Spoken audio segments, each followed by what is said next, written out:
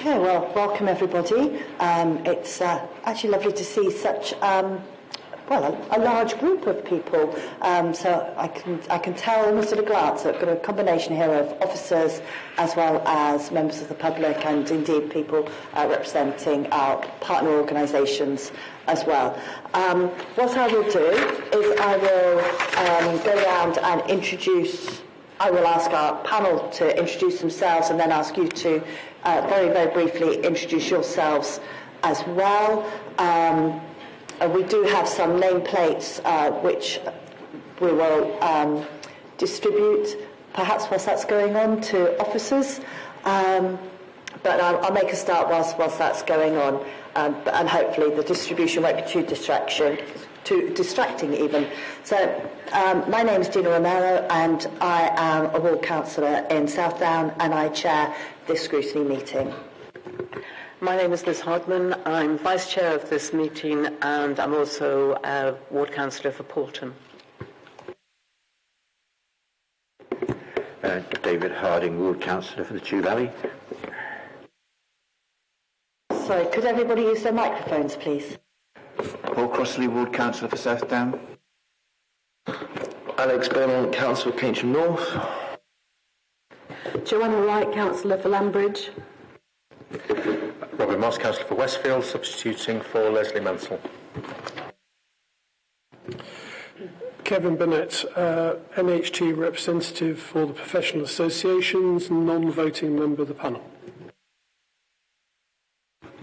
Michelle O'Doherty, councillor for Newbridge Ward. Christopher Batten, Natural Education Union, non-voting member. Thank you. I don't think I've missed anybody out on the panel, have I? But I will then turn to our support staff. Morning, Kerry Williams. I'm the scrutiny officer supporting the panel. And I'm delaying it until Mark sat down. Mark, who are you? Good morning, everybody. Mark Downford, the Democratic Services Officer for the panel. Thank you. So if I make a start perhaps with from Graham, and then I'll work my way around the back row and then round the front row in that way. So Graham. Graham Sable, Sorry, could everybody use their microphones simply because obviously this is webcast and people might have hearing loops as well. No, really sorry. Graham Sable, head of housing. Thank you.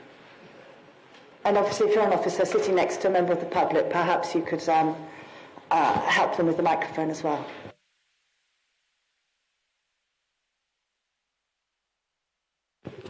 Becky, Director of Health Prevention.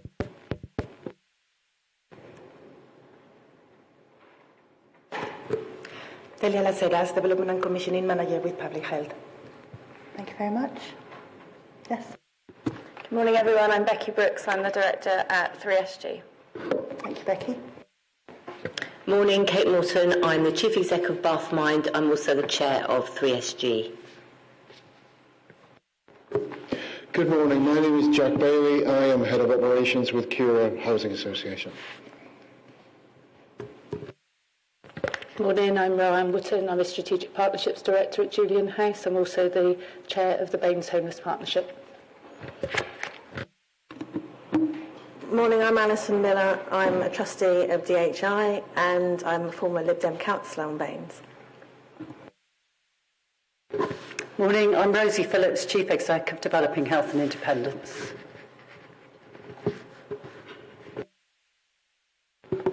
Hello, I'm Jill Kirk. I'm the Assistant to the Labour Group. Yeah, I'm Jeremy Palmer, I work for REACH DHI.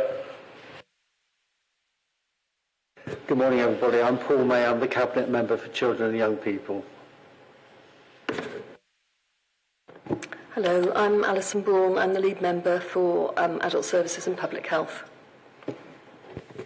Good morning, Mary Kearney-Knowles, Director of Children's Services. Good morning, Suzanne Westhead, Director of Adult Services.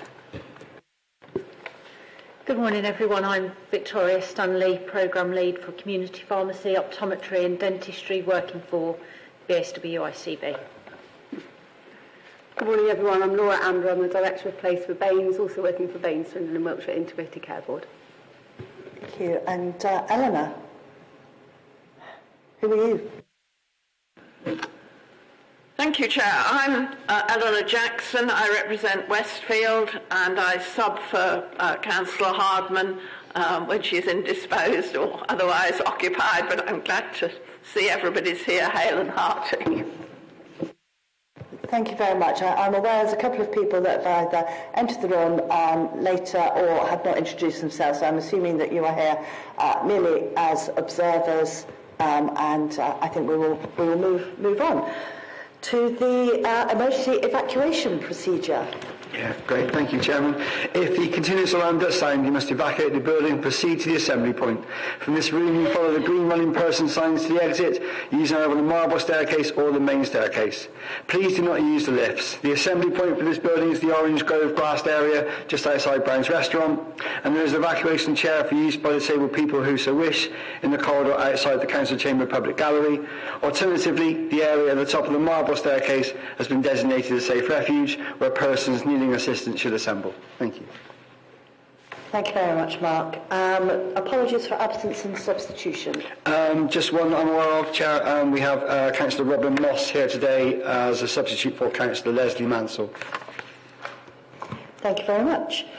Do we have any declarations of interest that have been made aware of? No? And there's been no urgent business agreed by myself. Right, so I'm now moving on to statements, and I'm going to take them in the order that's on my papers. So I'm going to turn first of all to Councillor Eleanor Jackson. Thank you very much, Chair. It seems a very long time ago since I put myself down to speak at this meeting. A lot can happen in 10 days or so, as the Prime Minister well knows. A lot and not least in terms of the Council standing at the edge of a financial precipice, staring a bit like Professor Brian Cox into a chasm or a metaphorical black hole of the Council deficit and the need for savings in the budget. That's what's changed.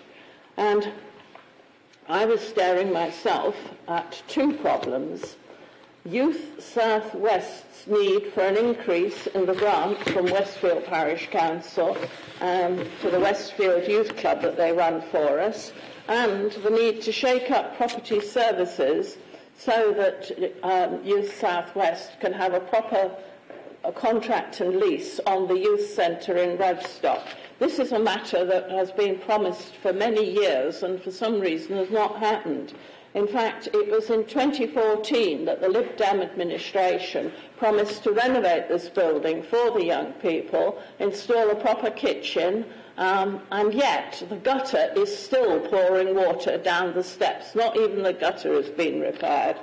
So I'm here to draw your attention to this problem and to ask you to see if you can't move things so that it does get properly renovated. There is a proper lease, and the trouble is I can't read the small print of the budget terribly well. I have a very nasty feeling that this is one of the non-obligatory statutory services which you are going to cut, i.e. your commissioning of services from Youth Southwest, Youth Connect Southwest.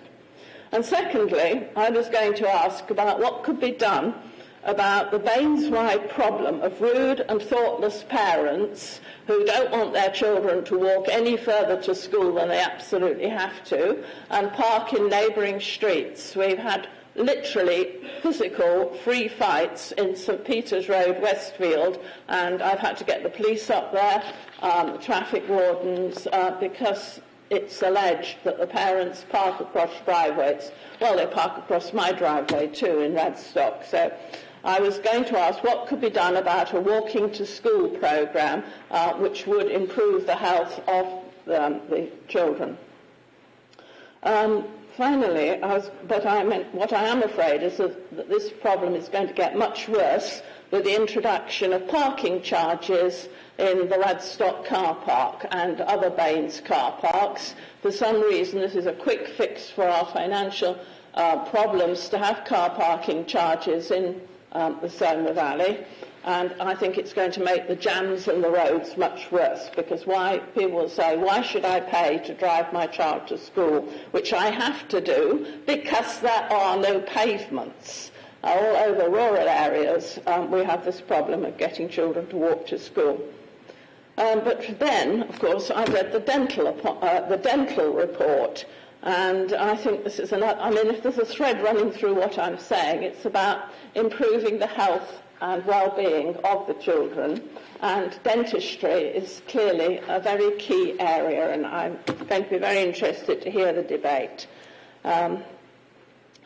Chair, you asked me to have a biblical reference as well as a reference to Westfield, so I'll finish by reminding you of the verse in the prophets that they exhorted the king to do justice, love mercy, and walk humbly before your God.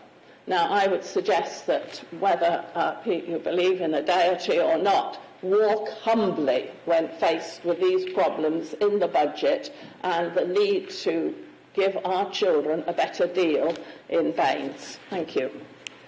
Thank you very much, Eleanor, and well done for bringing in the two references that I expected. I'm sorry I didn't actually time you, but I expect you are well within your time, so congratulations on that. No, it's fine. You just leave it there. So if you are happy, then there's a couple of people I think who would like to ask you some questions, but I'm sure that the Cabinet members made a note of your request, particularly around the property for Youth Connect South West as well, and the issues there. So, Joanna. Yes, Councillor Jackson, thank you. Very interesting to hear what you say about Westfield Primary School and children walking to it or not walking to it. Do you think that Baines Council should put in a school street in Westfield to ensure that school children can easily walk at that time of day? Well, through you, Chair, we have tried things like walking crocodiles from the centre of Radstock up to St Nicholas's School, which is the road that is the school which affects my road, with car parking jamming the whole thing up. I'm not quite, and what would greatly help at Westfield, the pavement is extremely narrow on the A367. How you can have such a narrow pavement along the side of an A road in a built-up area, I don't know. But if we could just have a proper bus shelter there, I think at the bus stop, parents might be more inclined to use the bus than to clog up St Peter's Road and get into a row with the residents. I must say, though, that Baines, once alerted to the problem, Baines did step in quite smartly and put double yellow lines around the contested area. But that only, of course, produces a pushback into other parts of the ward. And I'm sure every single ward councillor has got this problem of parents driving their children to school. When I was a child, a long time ago, we walked to school. And, of course, now 90% of children are taken in cars. Yes, Robin. Thank you, Gina. Just very briefly, Eleanor, you did reference property services, and just for information, Chair, the Corporate Scrutiny Panel is looking at the commercial estate and use of the Baines commercial estate in terms of value for money. And of course, value for money isn't just about actual income, but how we use the commercial estate to make sure it supports the not-for-profit sector. Thank you. And again, perhaps I could pass part of that conversation on to our Cabinet Member for Children's Services to pick up that conversation as well with the Cabinet Member that is looking at property services. Liz. This isn't really to do with the remit of this panel, but just asking you, Eleanor, you spoke about parking in Radstock and Midsummer Norton, and as a factual question, will it affect businesses in this area as we're looking at the overall budget?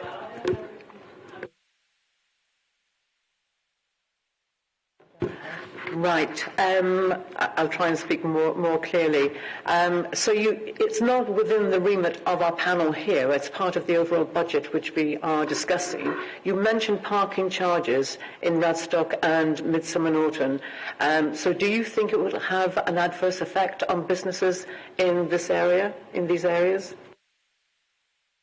It's going to have a massive influence, a massive effect on the Susan Hill School of Dance, as I think she's already informed the officers responsible.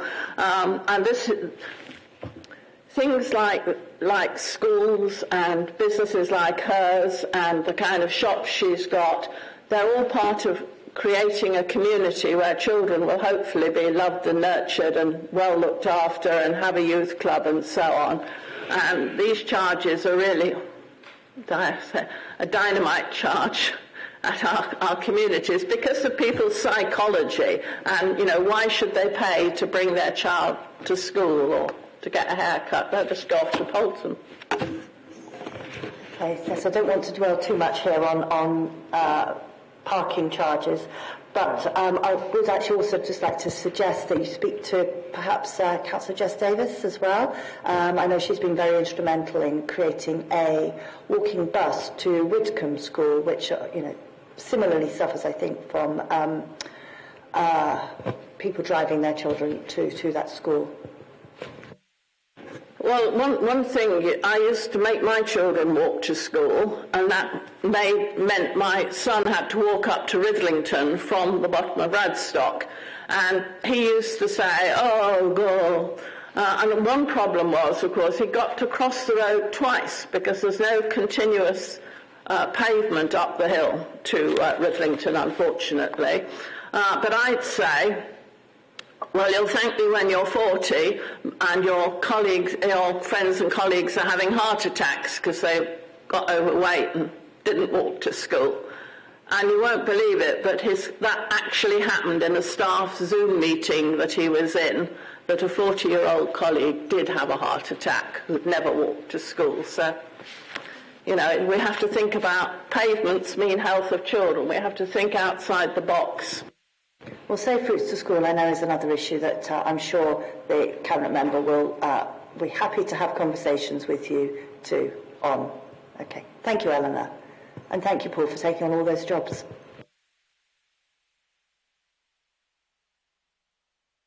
Sorry, my apologies. I'm now moving on to the next statement. So we have one from Jeremy Palmer.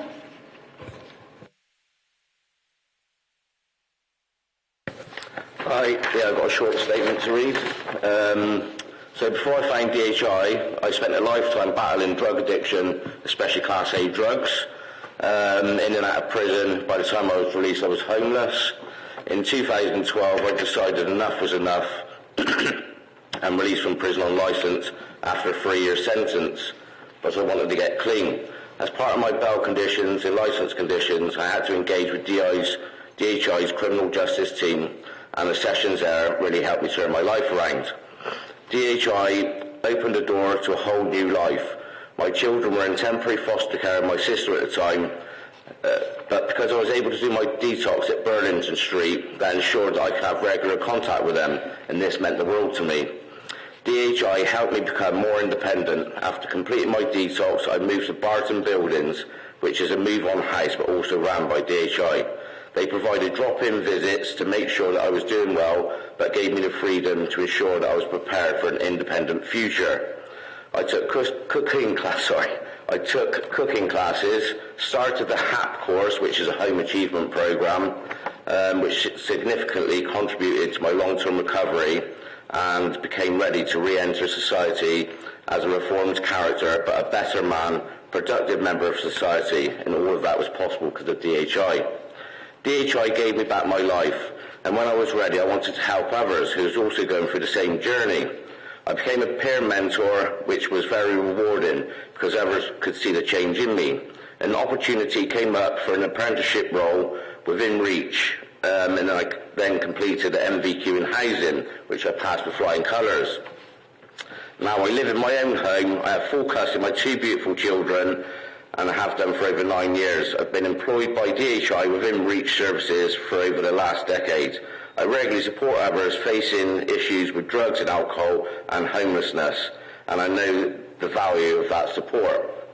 In my spare time, I skydive and organise local community events where I've raised money for local charities, which so far has enabled me to raise nearly £7,000 for good causes. That's my statement, thank you. Well, thank you very much.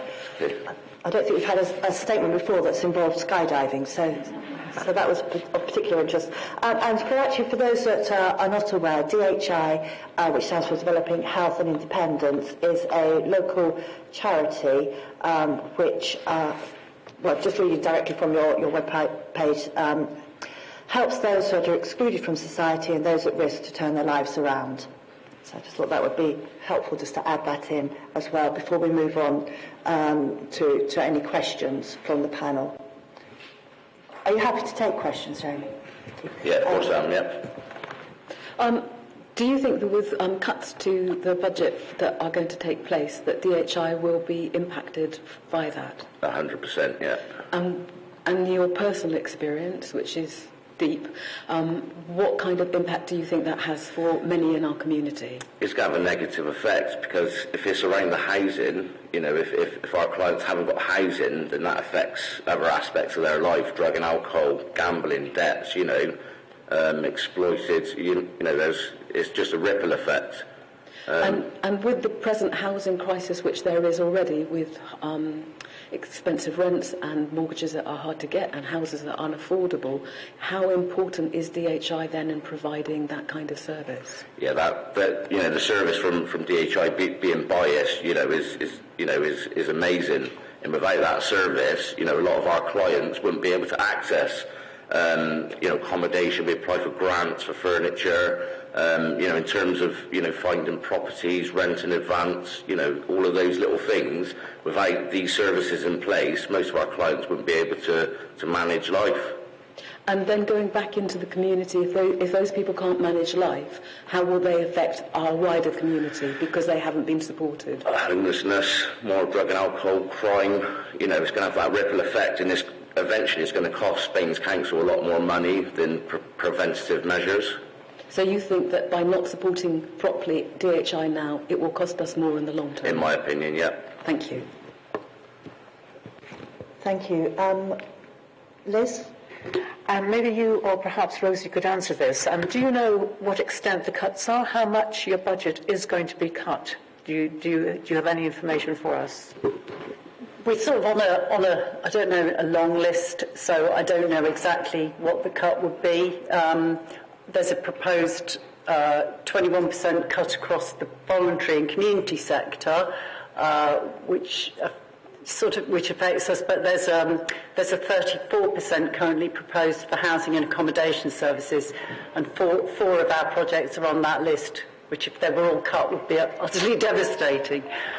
Including Burlington Street, which Jeremy talked about, which, I don't want to be funny, but if you look at the cost of somebody from prison not getting support and their lives not turning around and kids going into care, it's massive. So just to clarify, you're not absolutely 100% certain know what the cuts will be? No, we've been told this is consultation and an opportunity for people to give their views. There is a sort of, some proposals given to give an indication, though. Okay, thank you, Rosie. Robin? It just occurs to me that with the uncertainty about where cuts are going to be, I know that applying for grant funding from the third sector to other trusts, charities or whatever is reliant quite often on match funding and a clarity of budgets. Is there any knock-on effect with this uncertainty towards potential income coming from other sources? I see a few noddings if other people want to... I mean, yes, there will be, because we have to give kind of assurances that the funding will be matched. So yes, there will be. And in terms of applying to trust funding very often as well, we're often, making the case. So we've recently had funding from the Medlock Trust to fund some digital interventions that affect some of those projects. So, we've got that one in the bag, but we're often doing that kind of thing, which adds a lot of value to the contracts we have. Thank you, Rosie.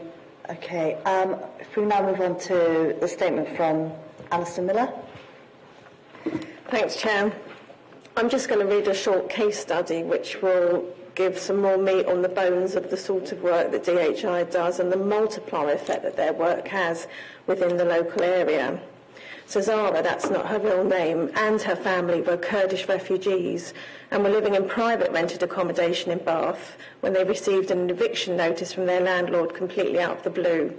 It was a stressful time, but they contacted REACH, which is the DHI service that Jeremy works for, that provides support to people to live independently. Their advisors were quickly able to assist the situation, setting the family up on Baines's home search site, where they advocated on their behalf for the family and got them an A banding award. Zara was then able to secure a new home before being evicted, and using their housing knowledge and expertise, the staff from REACH applied successfully to court for a time extension at her existing property, while some essential repairs were made to her new accommodation. The family were also supported by REACH to apply for funding for homeware, in changing Zara's address for utilities and benefits, and in getting an extension on her daughter's personal independence payments. REACH's support has a huge financial impact, as the cost of temporary accommodation ranges from approximately £600 a week in Dartmouth Avenue, which is the local authority temporary accommodation, to approximately £1,200 a week for a hotel if Dartmouth were to be full, and that's frequently the case. Hotel accommodation would not necessarily have been in Baines, and that in itself would have caused additional disruption to an already vulnerable family. None of this begins to touch on the long-term costs which would have been incurred by society had the family become homeless. Evidence shows that a child in temporary accommodation suffers lifelong disadvantages, is significantly more likely to have poor health and educational achievements, experience mental health, substance misuse problems, and become an offender later in life. The REACH team's actions, and in this and on an average of 900 cases each year, contribute to the prevention of many long-term problems, avoiding massive costs to both the individuals and to the local authority. As a registered charity, DHI applies for and receives funding from a variety of trusts and companies. The council itself would find it hard to apply for such funding if this service were to be taken in-house, since many that fund DHI do not allow statutory services to apply for funds. As Rosie mentioned, the David Medlock Trust is currently funding DHI to bring forward an innovative programme of digital transformation which enables earlier interventions and increases throughput. Budget cuts in this area would not only remove the service, but they would mean the funds-raised income and company giving from companies such as Touchstone and Merlin will be lost. You would also lose volunteer support and the cohort of social work students from Bath University. REACH is a long-established prospective partnership service pulling from the joint expertise of 3 organisations, DHI, Home Group and Clean Slate. It has itself restructured using charitable funding only over the past few years in order to be as efficient as it possibly can. It's the go-to agency for housing support for all the agencies in Baines, including the Housing Options team, who use REACH extensively in executing some of their statutory duties, including personal housing plans, which are critical to the prevention of homelessness. I hope that this case study demonstrates the value of REACH and the wider work of DHI, and that the impact of cuts in this area would be disproportionate.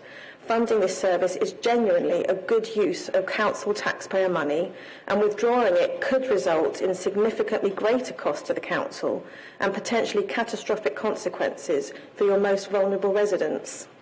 Thank you. Thank you, Alison. Questions from the panel for Alison?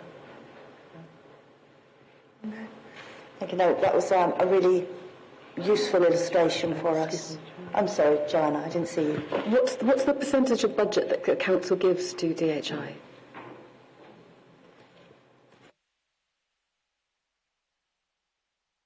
Roughly 5%, 10%, 20%? I mean, we're a substantial service. REACH in particular is, but I don't want to. Can't do the maths that quickly without the list in front of me. I mean, presumably council officers will be able to offer a view on that. Okay, we'll ask for that question then. Thank you. I mean, I don't know, Graham, do you have a ballpark figure on that one? Sorry, if I understand the question correctly, is what proportion of any proposed cuts is. No, I asked what it's the council presently gives to DHR. £400,000 if you're talking about a REACH contract. 10% of your budget.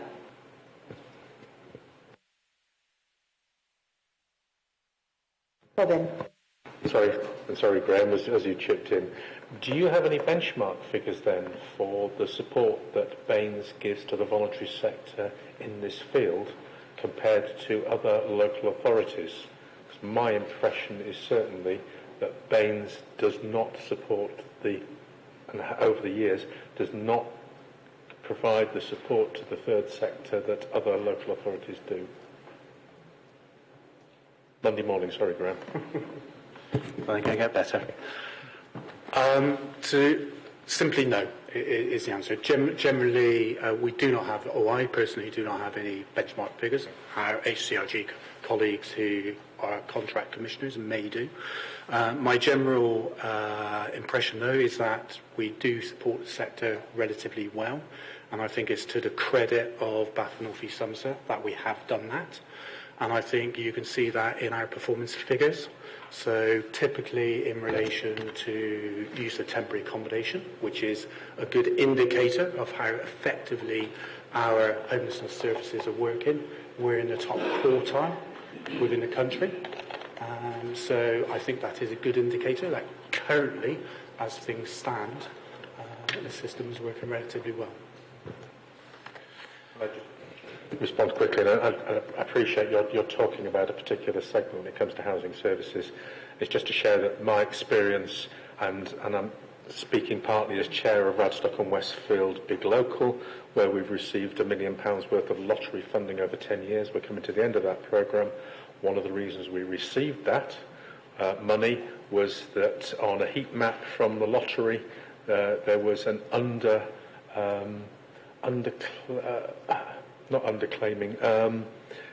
application from community sector organisations to the lottery, and I have to say I think that's a reflection of investment in the third sector that comes out.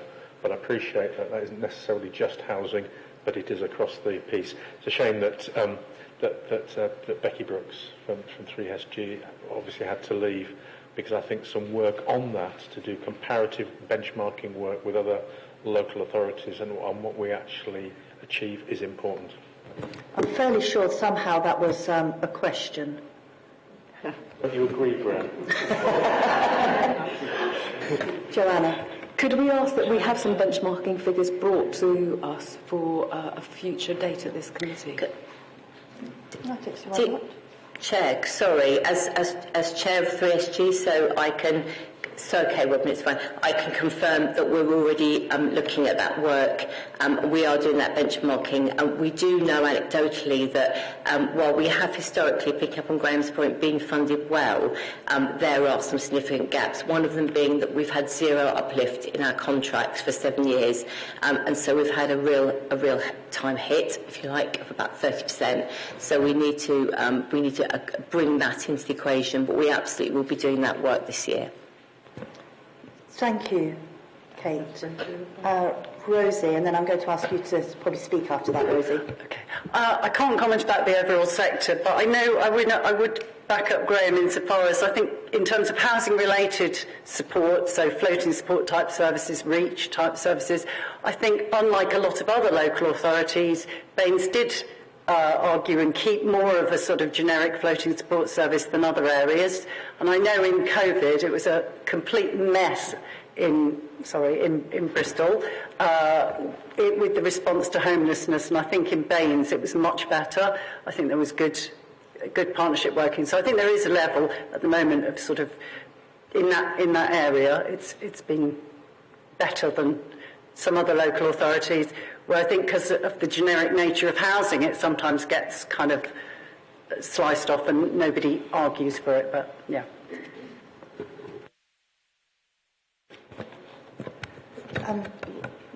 Robin, when you've finished your conversation, I've just finished. Liz. One last thing I'd like to say, the questions were submitted and there were answers from the Cabinet Member and the officer. Maybe in the budget when we look at this, The community support is £802,000, which is quite an amount. And I think, obviously, some of the questions we will ask within the budget when we discuss it is, where are these cuts going to be made? And it looks like the housing support contracts are worth £552,000. So perhaps this incorporates an awful lot of what we're talking about now, how it's going to affect DHI, how it's going to affect some of our other community groups that help people with homelessness, for example, Julian has. So maybe it's something, when we get into the budget proper, that Suzanne and Mary, or I think mainly Suzanne, that we'll get some answers on. Okay, thank you. Thank you. And now turn to Rosie to make your statement, please. Thank you. Trying to be quick. Just hammering home some messages.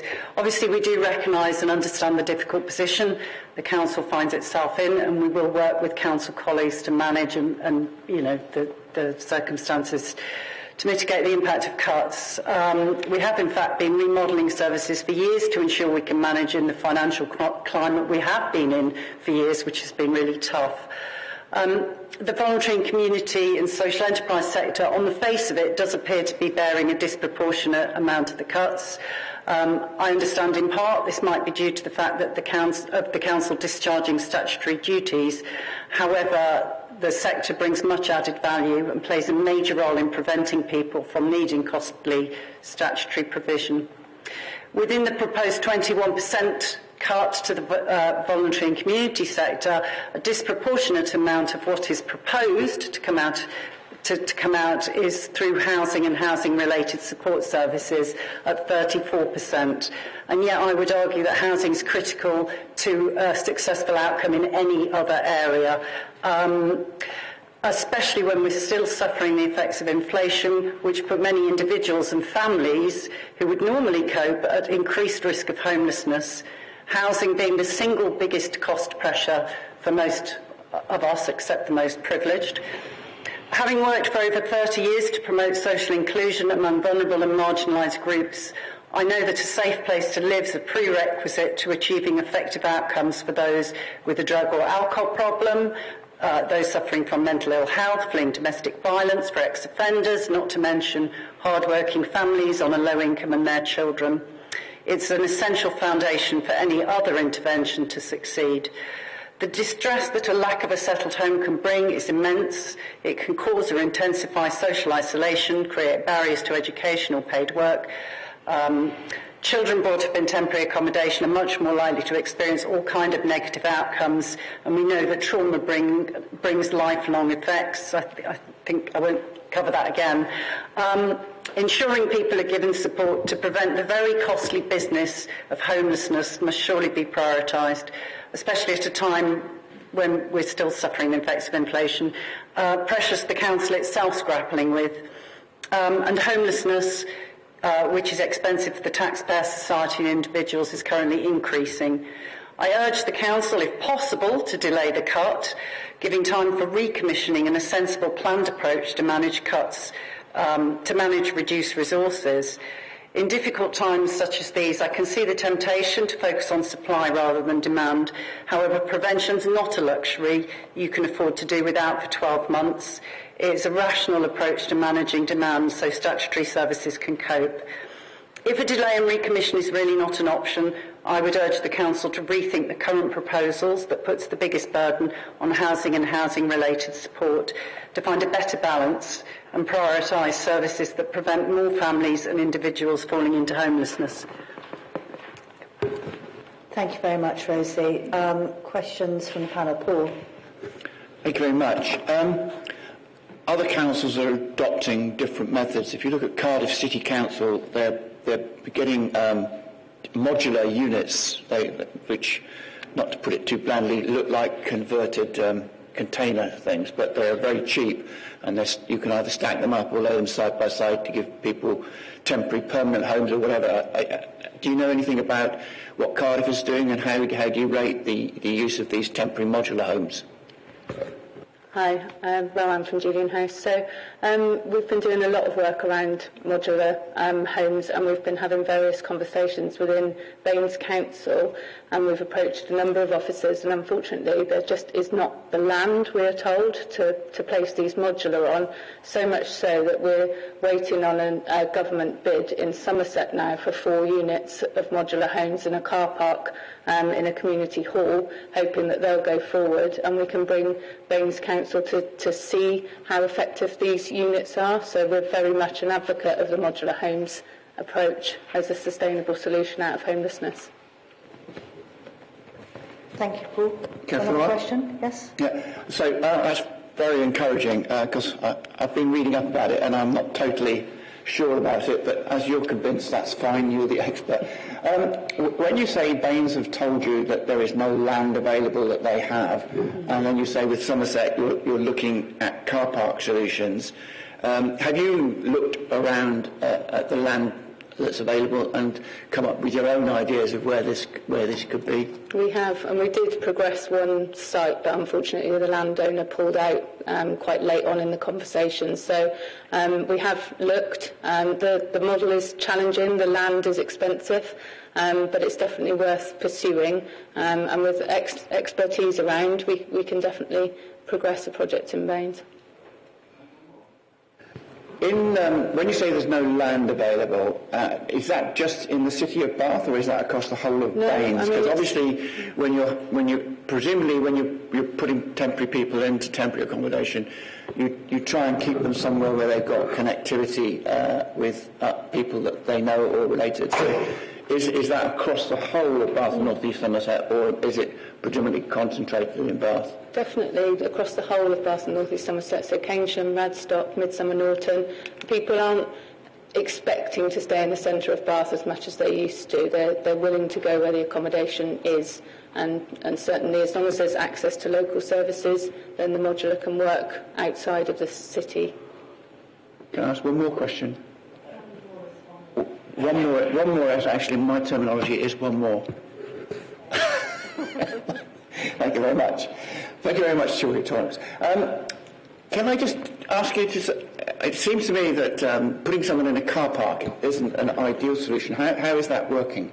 So it's not happened yet. The funding is pending, but the car park was quite underused. There's a community hall that's attached to it, and we're able to fit 4 modular homes with access to shops, with access to the high street, and local amenities. So it's got real potential to be very successful because the location is good, but it's not in the very centre as you'd imagine in Bath.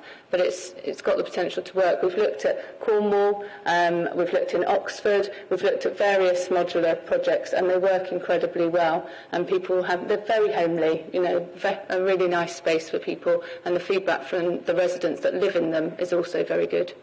Thank you. I'm just checking there wasn't one more. Okay. Graham, I know you wanted to come in, and then I'll bring Robin in. I'll be very, very quick, Chair. Thank you. I was just going to offer to meet if you want to discuss modular in more detail. We've been engaged with a number of authorities. We're working with an RP on modular at the moment.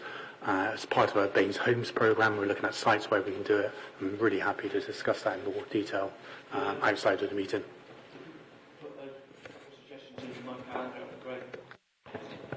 Thank you, and I think that's a really good sort of demonstration, as well as a sort of the interconnection between our various charities that work in and across Bath and North East Somerset as well, with DHI and Julian House, who actually are one of our local charities that deals with us significantly with our homeless situation. So, Robin. Okay, just asking what access do you have to, or are the Baines commercial estates sharing their database of potentially available lands with the third sector and with other officers? The reason I ask is, from my experience, this is going back a few years, is there's a piece of land in Keynsham which is just historic ex-Avon land, which is showing how far back it is, and got agreement with the then leader of the council, Councillor Crossley, and head of finance, David Bellotti, for a community asset transfer, and to date, commercial services have yet to get that sorted out. So I do think there is land available, and I'd be interested to know if the opinion that the land isn't available, whose opinion is it that land isn't suitable? Perhaps Rowan can take that up with the relevant officers, and I'm sure there will be other land as well. Joanna. Thank you for your statement. Let's come back to you. One of the things I was wondering was the health implications, because essentially this is what the scrutiny panel is about. And I'm looking at Becky Reynolds of the decisions to make cuts to your services, particularly, that will have on the wider community and then people's lives going forward. Is that a piece of work that public health is involved in when you do the decision making? I'm not sure who, Rosie, and possibly Becky might want to have input into that as well. If you can't answer it, that's also... No, I can't answer it at the moment, sorry. But I would say, from my perspective, and I've worked in this sector for a long time, as I said in my statement, it's very difficult for changes to be made around substance misuse. The mental distress of kind of poverty and having risk of homelessness over you is immense. So and obviously there's been some very high-profile cases recently where substandard accommodations led even to the death of a child. So it's huge. I mean, I personally sort of term health inequalities is an odd term for me almost. It's inequalities, it's sort of, it's not just health, it's kind of, yeah, but... Becky. Yeah, nothing additional to add.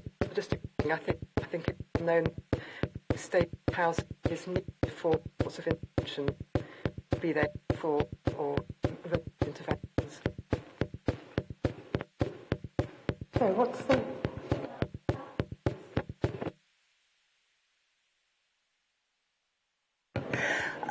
But actually, just picking up on that point, I think it is well recognised, that having a stable home is so important. It's the sort of is fundamental to projects such as Housing First, isn't it, etc., etc. So I don't think we can easily separate housing provision from health. So I'd just like to say, I'm not seeing any other house. Did you ask your question, Robin? Yes, I've got a lot more. No, it's fine. Okay. So can I just say thank you very much to all those that have made statements, and also for those that have, sort of added to those statements and to those answers as well. It's probably not technically how the public statements were supposed to be going, but I think to get a broader picture, it has been very important to us, especially as we're going to take the budget item next. So that's also an alert to the fact I'm changing the order of the agenda too. As Liz Hardman stated earlier, we've received a number of questions from Julian House, from DHI, and indeed from 3SG as well, so answers have been given to those various questions, and we'll take those answers, the questions, and the statements into account when we talk about the budget item 2, which of course you're all more than welcome to stay for, and to hear how that discussion goes. So thank you. So as I said, I'm changing the agenda order, and I'm bringing up item 11, which is the development of the draft budget. So I'm going to ask Alison and Paul May as our Cabinet members just to speak on this item and to introduce the item. Thank you, Chair. Just to start, both Alison and I have listened very carefully to all the points being made this morning, and we value the third sector. We anticipated there would be a review of the third sector after the HCRG contract came to an end. So one of the key issues for us is how we get the timing of any changes in that sector. We appreciate the opportunity to engage with the panel to consult on proposed budget for 24-25 for both children and adults and public health. The consultation of the draft council budget closes today. Cabinet will then consider the budget on the 8th of February, and full council will be presented with the draft budget on the 20th of February. We recognise the poor local government settlement and the challenging financial position of Baines Council. All income and savings plans have been worked on and finalised following publication of the proposed transformation and saving plans in the Council's medium-term financial plan in November. Greater challenge was added to balancing the budget when the local government agreement was announced in December, and you will know it is a legal requirement for all councils to balance their budget every year. The draft budget has recognised the increased pressures on running council services identified from the Q2 April to September in-year budget monitoring, particularly children's and adult services, and significant growth is proposed for both children and education and adult social care, with a net increase of £5.6 million for children's services and £2.3 million for adult social care.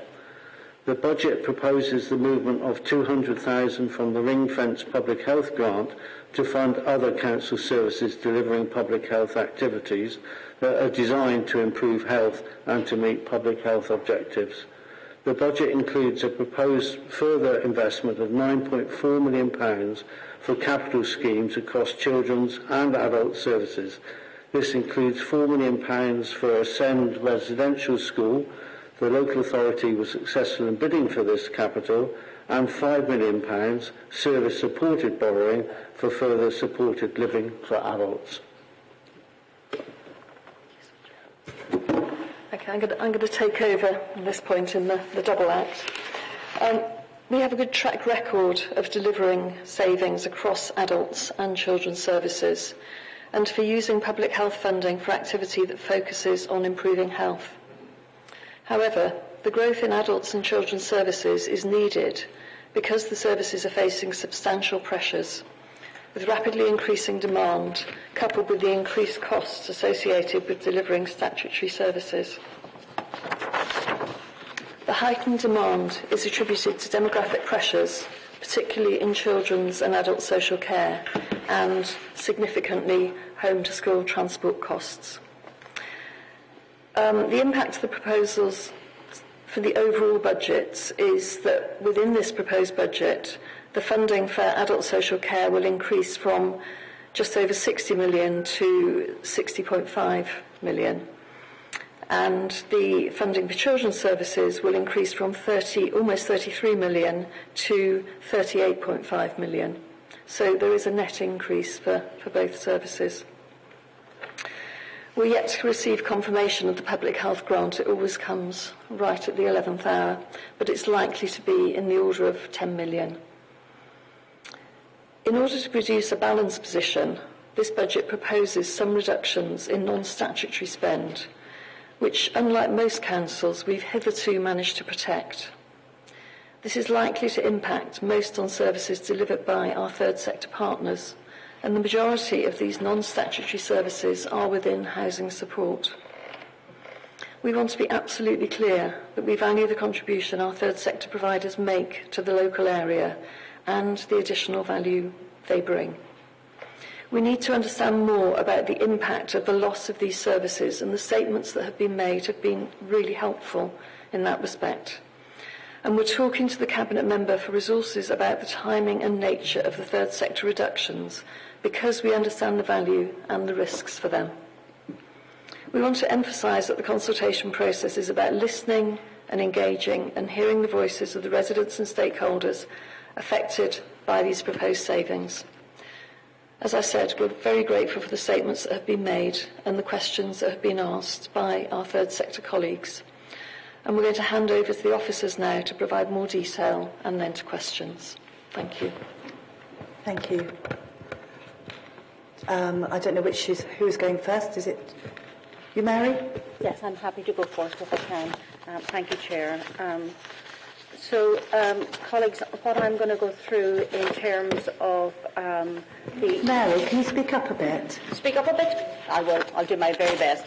So if I may first, what I will go through is the specific budget funding requirements that we've put forward as a proposal as part of the budget.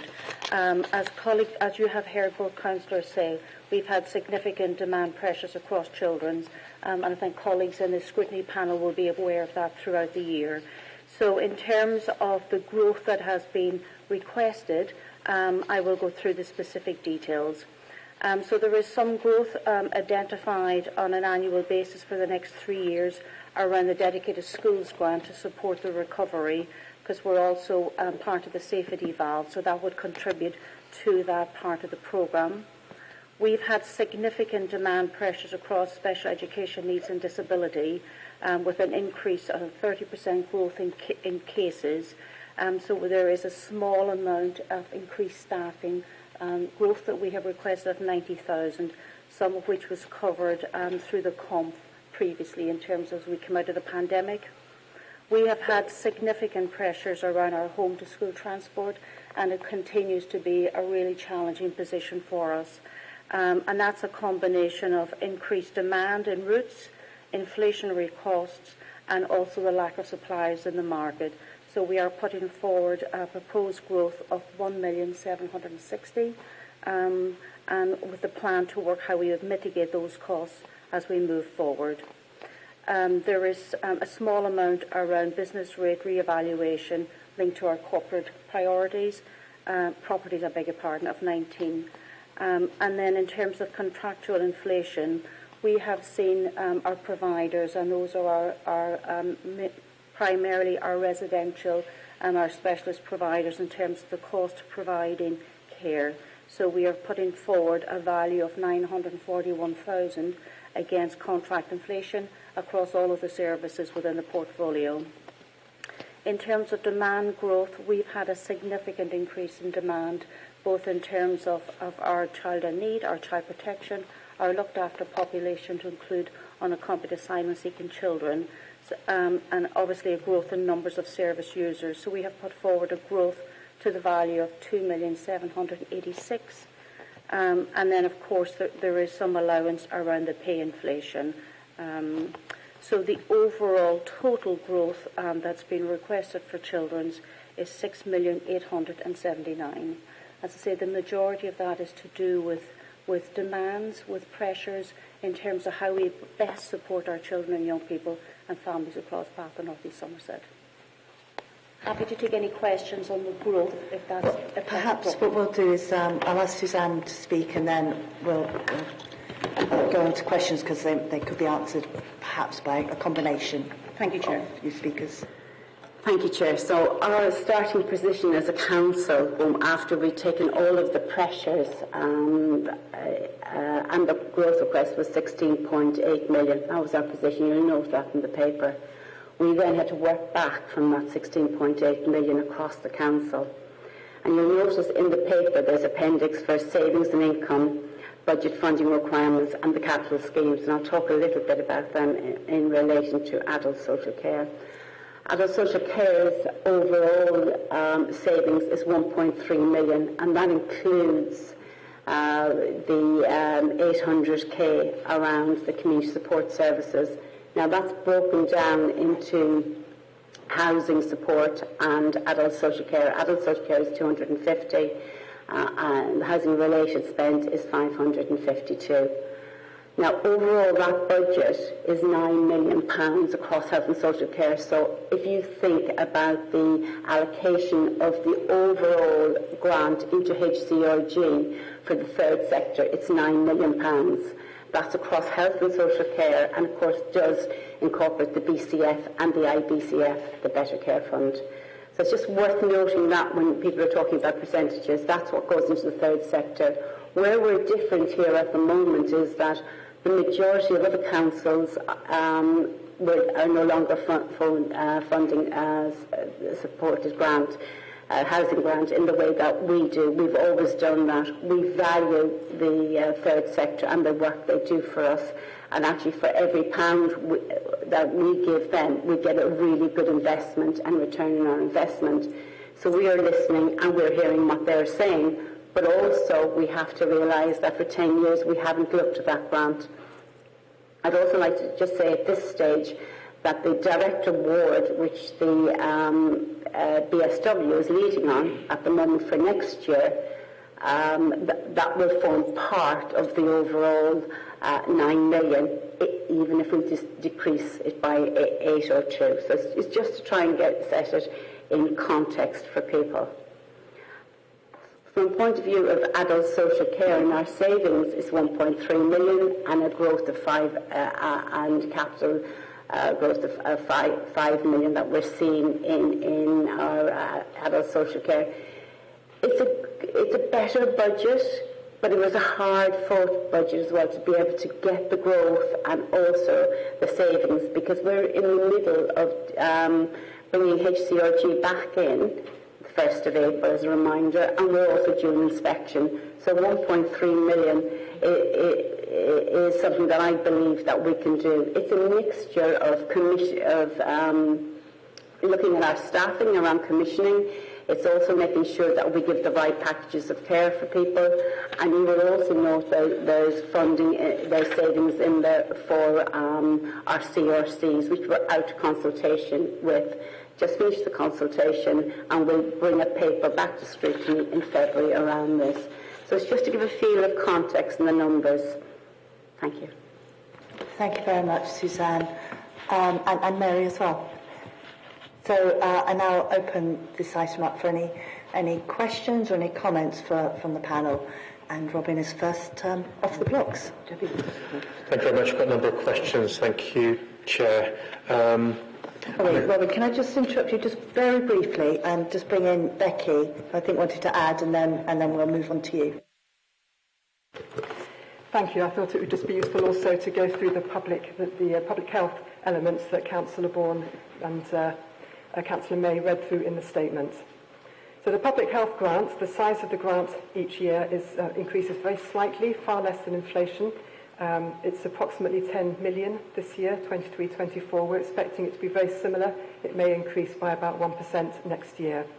We receive it annually from the Department of Health and Social Care, and the condition of the grant is that it's ring-fenced for use on local authority public health functions.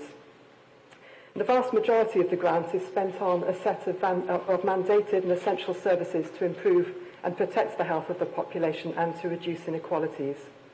So they include our sexual health services, our health visiting, school nursing, drugs and alcohol, child measurement programs, stop smoking services, healthy weight services, NHS health checks are some of our major examples. And then a smaller percentage of the grant is retained for public health programs and for specialist staff in the local authority. I think it's fair to say that, common with all budgets in the local authority, it has experienced pressures on the public health grant. It's been cut nationally by about 26% in real terms per person since 2015-16. And at the same time, our population is increasing. So there is demand on the service. But we've worked very well with our providers, and a number of them are here today, to be able to deliver, identify priority areas and deliver against the grant. Now, a condition of the grant is that savings can't be made directly from it, which is why when the statement was read out, it talked about 200,000 moving from elements of public health funding to fund other aspects of the council services that deliver on improving public health. That's because savings can't be made. The public health grant, a condition of it in all local authorities, is that it can't be cut. And so the budget does propose that there is a movement of 200k from the ring-fence grants to fund other services.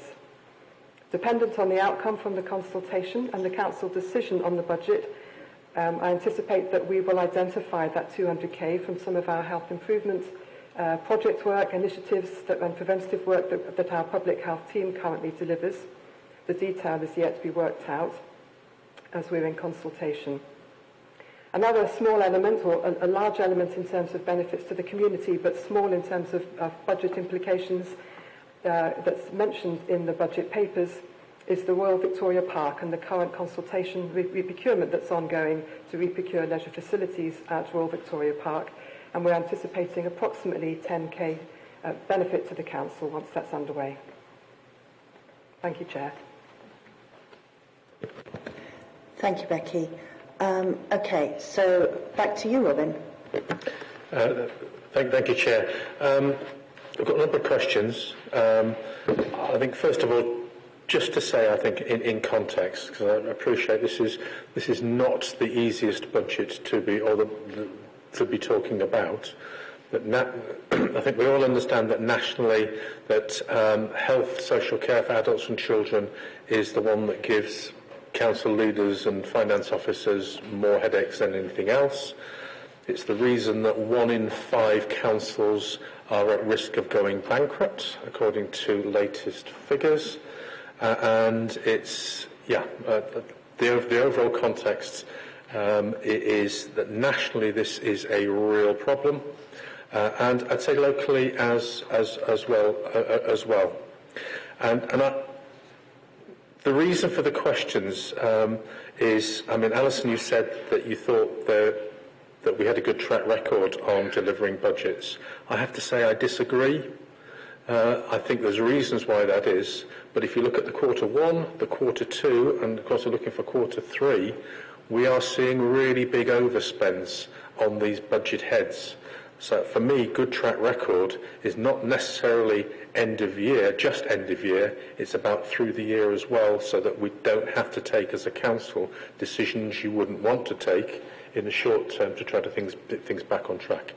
So if you think I'm not being my usual friendly self on a Monday morning, please, that's the context I'm asking the questions. I'm afraid one criticism of the papers is just the lack of detail when it comes to where the cuts are actually going to take place. The savings are going to take place. Let's get the terminology right. And looking at Annex 1, which are the budget savings and income generation proposals, it's a side of A4, and redesigning in-house services, review and recommission, remodelling, rebasing, reducing, doesn't give a sense of what those savings actually mean. And sorry, Mary, but in children's services, we're looking at 1.26 million savings out of a budget of 12.5 million, and the detail is less than 30 words. We really do need some more detail about the impact of what these savings actually mean. And the main reason for that is partly an understanding, but the understanding is the question: are we squeezing budgets? Are we squeezing supply that will actually create budget pressures and demand further down the road? And we've heard in some of the statements that we know potentially that's the case. If we're looking at a 4 to 5 year budget plan, which is looking at extensive savings being made in year 1 and less so in year 2 and 3, isn't that the wrong profile? And shouldn't there be a way of actually using capital, not for revenue, but actually spending to save over a 4 to 5 year period, which gives you more of a chance to assess what potential impacts should be. And while I appreciate that the HCRG, I always think of HMRC, but it's HCRG and what was Virgin Care and what was previous to that, how we have got historic grants that are probably assessed in a way that 10 or 15 years ago or even 20 years ago is appropriate but isn't now. I would say that rather than looking at a 21% cut across the sector, that is actually an opportunity to rebase the budgets, if that's the right way of using that term, in order to increase in investment. And I go back to my earlier points about the investment in the third sector and how we actually get value for that. So a number of questions there. And also, Becky, you talked about the £200,000 being moved from the ring fence to other council initiatives. I'm slightly nervous about a proposal that's looking to move money out of a ring fence, when a ring fence, as far as I understood it, was a grant condition. Is there some more detail about potentially does that jeopardise the national grant that comes in because you're looking at it in a different way? And that's just my ignorance, I have to say, on that one. Okay. Okay, Becky, do you want to answer that last question first, and then I'm sure the sort of divvying up of the rest of Robin's statement could be taken after that. Thank you. Yes, it's a valid and really important question, because our financial returns that we return jointly between the Director of Public Health and the Section 151 officer have to declare that the funding has been spent according to the grant conditions. So it does limit the nature and the type of functions that we can fund. And we always look at each particular element very closely and very carefully to make sure that we absolutely are fulfilling the grant conditions while also meeting our priorities identified in our joint strategic needs assessment that are areas where we need to be improving our health. Are you professionally confident that the proposal for money to come out of the ring fence will be acceptable to the national funding requirement? We will be able to identify a few areas, yes. I do feel professionally confident to be able to say that. £200,000 worth? That's all under consultation, but in theory, yes. And we'll see how that goes through the consultation. I appreciate the caveats, Becky. Before I come to you, Kevin, did you want to respond to other comments that Robin had made? Yes, I'm happy to respond on behalf of children, so thank you for the question, Councillor Moss. I guess what I would say in terms of the proposed growth for children and young people, I really, really welcome, given the demand pressures that we've got across the piece. So I really welcome the Council's support around that proposed budget. And within the paper, it references that we've been successful in terms of our transformation programmes. So we've had 2 children's transformation programmes for the last couple of years that has achieved the in-year savings. So the proposed savings that we've got for children's is 1.260 in total. Now we have completed detailed proposals and equality impact statements around all of those proposals, and I appreciate that what you've got is a single line, and perhaps that's something we can take away for future years in terms of providing additional information, but just want to give that assurance that as officers we've completed a lot of work around those proposals. So the 3 areas in terms of children's, there's 500,000 around our commissioning review and looking at our packages of support, and is there more that we can do in terms of working with the sector, and I'm talking about the residential sector here, around some of those costs. We've been really successful in remodelling our in-house fostering programme the last couple of years, and we want to do more of that, about increasing our number of in-house foster carers. Supported lodgings has come across from our housing colleagues in July of last year, and as a local authority we're now an Ofsted registered provider of supported lodgings.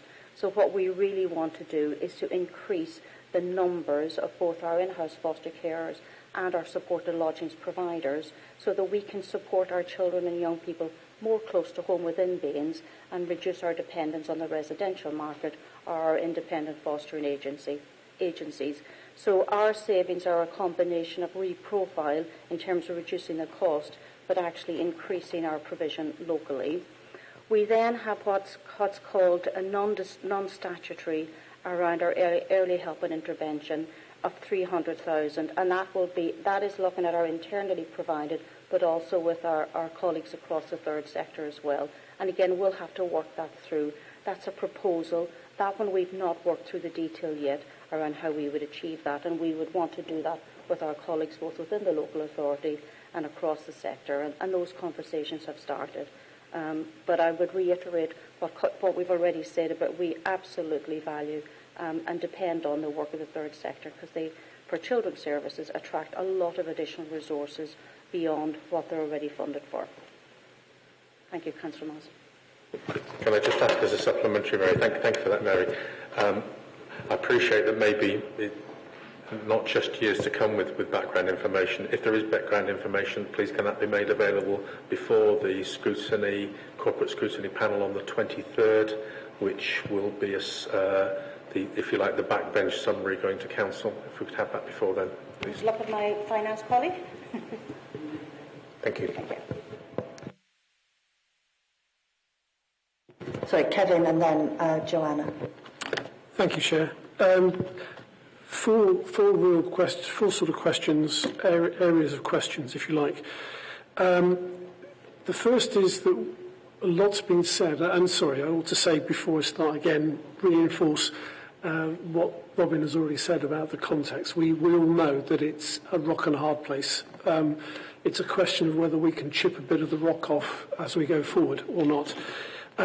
Kevin, can you just speak a little louder? I will try and get closest. My back sound is playing up as well, so I'm doing what I can. But sorry, Chair. Yes.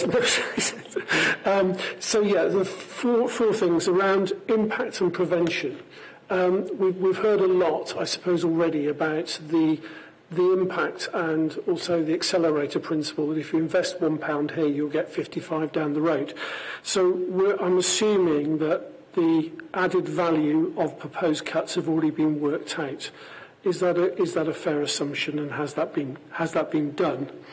A lot of these cuts, they sort of seem to be familiar in some ways, and I just wondered what exactly are cuts in terms of new cuts, and what are these cuts in terms of a continuation of a programme that has already been started?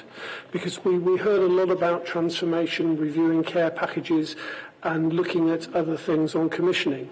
And there must be a point whereby some provider is going to say, you can recommission us, but you have nothing to recommission because we can't do it. So where are we on that sort of continuum there? Third question is around the health ICB, and I'm sure that lots of discussions have taken place about how the ICB are involved in all these services in terms of health, prevention and support, and has that been fully exploited? And the last quick question was around the home to school that you mentioned, Mary, and the fact that it seems to be a huge amount of money, and whether there's anything else there that can be done significantly as soon as possible.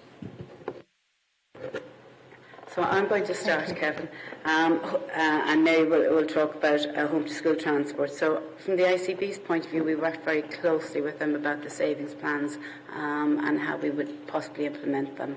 So there's been very close working going on, because also the ICB, from a financial point of view, and Laura will talk about it later, it's challenged across the system. So we have been working very closely with them.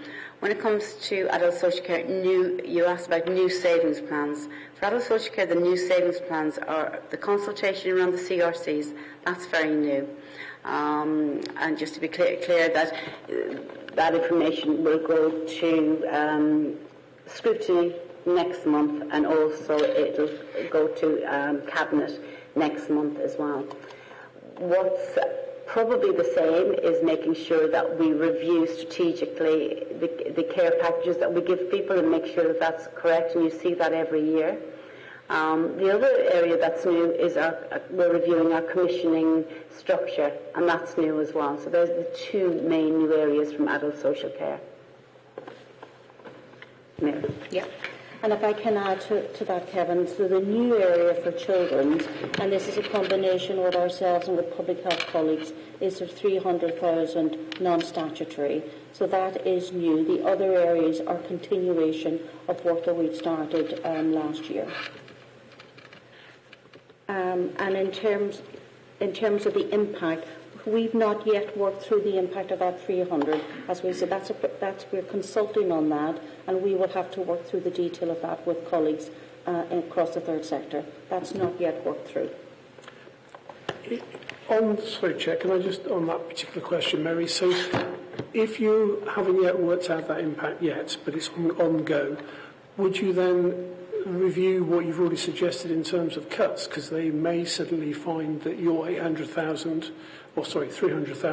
is suddenly they're giving you back 800,000.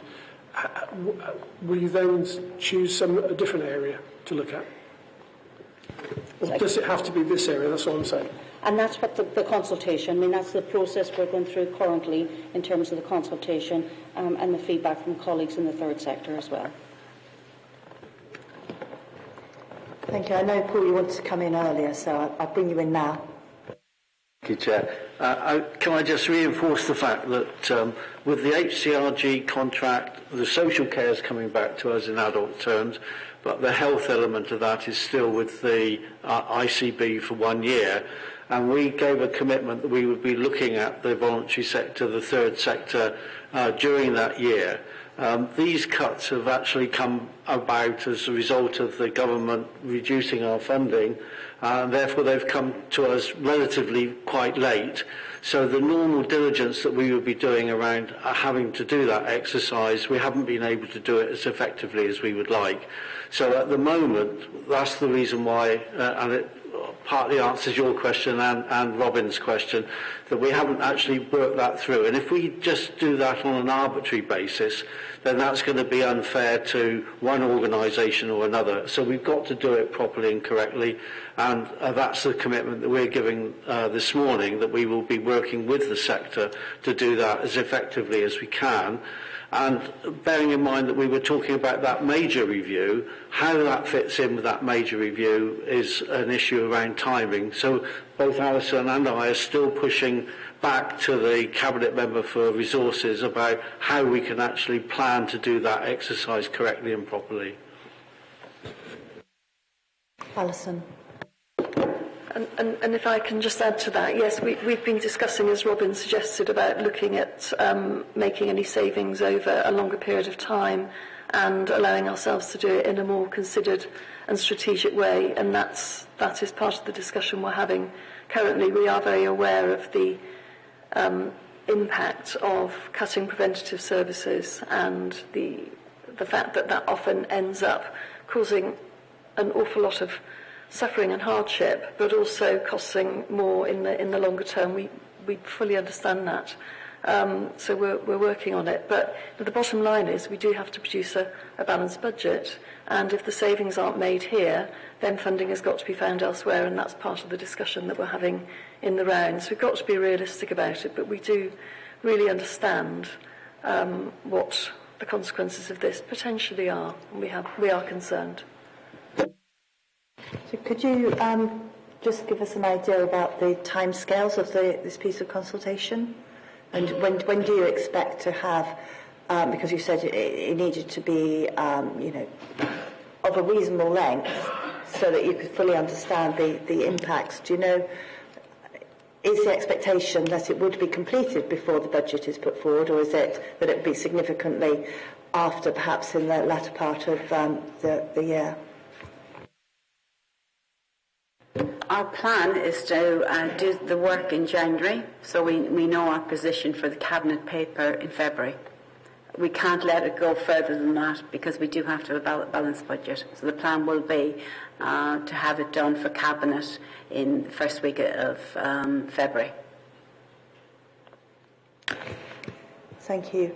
Okay, I shall move on to Joanna and then Paul. So I'll start by saying I don't think I'm going to be as polite as Kevin or Rob. I'm Kevin or I've forgotten your name now. Robin. Anyway, there we are. Okay, so essentially we need a balanced budget, but the bits of paper that you've sent us to read as a scrutiny have no information in them, and we're expected to scrutinise what you're balancing. And we don't know that. And I'm just slightly alarmed. Now, I recognise national government have told you too late to do something. But then you send us papers and expect us as a scrutiny panel, once again, to come to this panel, read the papers and have no information on what we're having to discuss. Or actually, the people who are in this room today are the third sector who have come in and highlighted where they are panicking left, right and centre and terrified for our residents and our community. And I'm just a bit horrified that this is where we've got to today. So Cabinet members and Chair, if we get a future paper like this, can we just send it back and say, this is not acceptable? We expect more detail because we spend time. I spent several times reading this paper thinking, am I stupid? But there's no information here. I actually sat down with somebody else and said, am I stupid? But there's no information in here. And they're like, no, you're not stupid. There's no information in there. So I'm just slightly alarmed that that's how you treat scrutiny, because we are the representatives of everybody's residents and it's not partisan.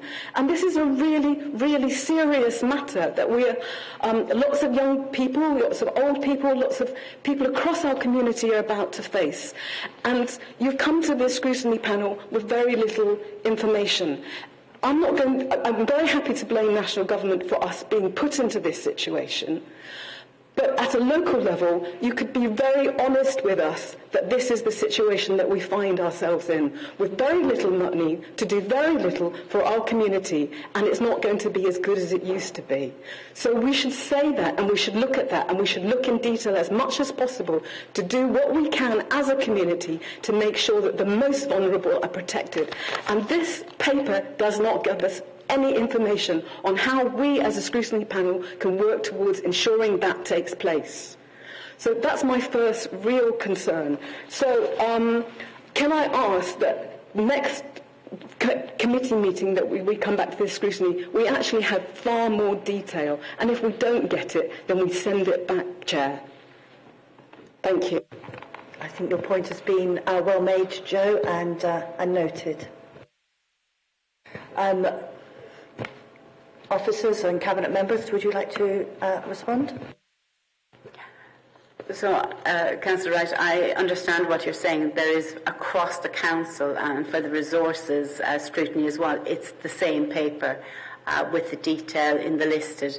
And we can always take that back and bring more detail, but that is how we've done it year on year. And I take your point, and I think there's a piece of work that we've heard. I've also heard it from Councillor Moss, that you want more detail, but actually this is standardised across the council. So even sending the papers back, these are the standard papers that go across all of the three scrutinies. So I think we've got to take that back and see, is there a different way of doing it that would be more beneficial? Yes, Chair, I would just add that this is the format that has been there for years and years and years, and I think in a way it's good that you're challenging us, because often the budgets just go through and people don't know what they've signed up for. So we're not afraid to actually provide the information. It's just that the standard, the format of these is standard, and they're the same that go to every committee and through to the Resources Committee. And I understand that, but we have never had this level of third sector people in the room complaining about what's about to take place. It is not good enough. And even if we have done it before, it doesn't mean to say that we should continue to do that. I think previously people have complained that this isn't good enough. And it takes for a catastrophe for people to re-examine what takes place. Let's look at the post office services. Everybody knew that things weren't good enough, but nobody did anything until it's too late, and it costs everybody a lot more. And this is the case that we're finding today. Thank you. I'm actually going to bring Liz in first, Robin. Okay. Thank you. Obviously, colleagues have said quite a bit about the makeup of the report, the main criticism being lack of detail, and it is difficult to analyse the budget proposals so that we can offer proper scrutiny. And I just wonder, the savings and income generation, the Annex 1 and 2 is just for 1 year only, and I just wonder just how confident are you in actually getting this budget and making it work. And things like, for example, when we're looking at the detail or the lack of detail, one of the savings is to reduce discretionary spending in areas of family support for 300,000. I mean, what does that look like? It looks like not very good for our families, and I just wonder how does that show up in what actually happens. And there are we've mentioned about the community support and the £802,000 cut, and there's going to be some sort of consultation on this. But what we have is that, and I believe, Suzanne, you said HCRG is going to, you're going to look at the contract. But it's mainly about commissioning housing support contracts, 522,000. This is of your 802,000, which is going to affect many of these groups that are here in the room. And adult social care contract, 250,000. So I'm just wondering, I know there's going to be consultation, how are these particular contracts going to affect the 3SG groups that are here in the room, Julian House, DHI, etc., and the other groups that get money? So we've got two broad figures. How does it translate into what cuts are going to be made? And then a couple of things, and I think we'll probably be looking at it in school organisations, but when we're looking at out-of-county services, a huge amount has been spent on placements for children, young people with complex needs, 103 placements at a cost of 0.76 million. There are plans about us having special needs, free schools, etc. Will this save money, and when will these, will we be able to save on this 0.76 million as part of our savings budget? And the other big thing is home-to-school transfer. And Paul, you mentioned in your report there's a DFE kind of reanalysis of how it's funded or how it's organised. And we're a whopping great 4.5 million over budget. And I know, Mary, you've mentioned all the things that make up this huge overspend. But is there any way around it? Have we looked at BSIP? Have we looked at WECA? Have we looked at dial-a-ride? Are there any ways around it? Or do we look at taxis which are called for and then are cancelled? So I'm just looking at that huge budget area, which would save us a lot of money if we got it working better than. Or I'm sure you were doing this, but if we could look at more ways of making it work better. So these are all concerns that I would have about the budget. Okay. Thank you, Liz. Councillor Hardman, I'm happy to pick up, and we equally share some of the concerns around the costs in terms of the home-to-school transport. And I should have said at the outset, my colleague Chris Wolford was due to be here, but has had to deal with a matter who leads on the home-to-school transport. There's been a huge amount of work done on home-to-school transport for the last 2 years. There's been several papers, several proposals. We've looked at whether we could have our own fleet. We've looked at could we licence ourselves. We've looked at the cost of routes. We've done a huge amount of work, and invariably the cost is linked to our children with SEND, is our children with special education needs and disability, and it's a combination of the cost of transporting children both within the area and out of area. There is reference in the paper around the capital developments, and we've managed to attract 4 million to build a residential provision, and we are doing further work to map out over the next couple of years when would that come on board. Once we get the green light, it's probably 2 to 3 years, and then we could look at absolutely reducing our spend in terms of home-to-school transport and out-of-area placements. So there's been a huge amount of work done, and I'm probably underselling the work that Chris and colleagues have done, but we've looked at all of the routes. We've looked at the use of doubling up children, rerouting buses. There's been a huge amount done, but we absolutely appreciate the cost to the local authority is quite significant, and there's more we need to do to bring that back in on budget over the next couple of years. But it's been a huge pressure for us. Without question. Chair, I'm more than prepared to commit bringing this back in detail to another meeting if that's what the committee would like, because it is a major issue. It's a major worry for us in financial terms. The suppliers, of course, they're putting petrol in their taxis and they're charging extra, so it's a real issue for us, but we've managed to contain that reasonably well up to now, but the contracts are coming to an end, so we've got to do the exercise correctly and properly, and I think it would be something that we should be reporting back to you in more detail. And Councillor Hardman, just responding to your question around the community services review. Now, I think both Councillor Bourne and actually Rosie as well talked about a strategic review next year, and that's what we're expecting to do with the third sector. The 802, as I said previously, is broken down between adults and housing. The consultation is what we're doing now. there isn't a further consultation. So whatever gets decided and the feedback that comes from other stakeholders and from this committee will go back to Cabinet with a decision about how we're going to manage this. And I'm sure Graham would agree with me, both of us will be working then with the sector. And the fact that it's housing in there, it's still part of the HCRG Commission services, and we'll have to work with HCRG and the third sector to deliver on this if that is the decision that's made. Thank you. I wouldn't normally do this, but almost as soon as you spoke, Suzanne, I had hands going up from those who had made statements earlier. So I'll bring in Alison, then Rosie, and then Kate, and Graham at the end of that. Okay. I suspect it's the same question. Thank you, Chair. But the question to the officers is the consultation is supposed to finish today. They're talking about input from representatives of these organisations. This is it. Question, is this it? Yes. Can I answer? So this is part of the consultation for the decision making. If the 802 is agreed, then we'll need to work with all of you to try and find a way forward. Rosie, and then Kate, and then Graham.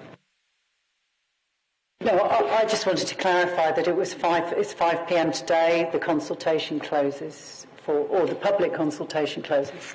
So same as Alison. Sorry. Is your question the same, Kate? No, slightly different. I guess just so both from a Bath Mind point of view, but also the wider third sector. Just my question would be. Has the 7 years of no or reduced inflationary increase to third sector contracts been taken into account when we're looking at the savings? And we've also requested, and we'd be very keen, that we were involved in some of those discussions so we can be part of the creative solutions, because we are absolutely aware of the incredible challenges that you face. So I guess the question is, could you please ensure that we're involved in some of those solutions, because we know the services that we're providing in the community. Thank you. Suzanne?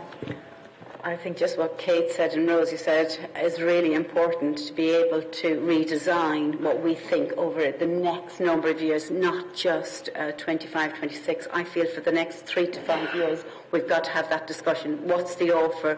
What's the money that we have? And how well can we deliver that across the ICB and ourselves? So I think I think it was Councillor Moss talked about a strategic approach, and that's where we need to be. And I'm really confident from the people that have spoke today that that's where they want to be as well.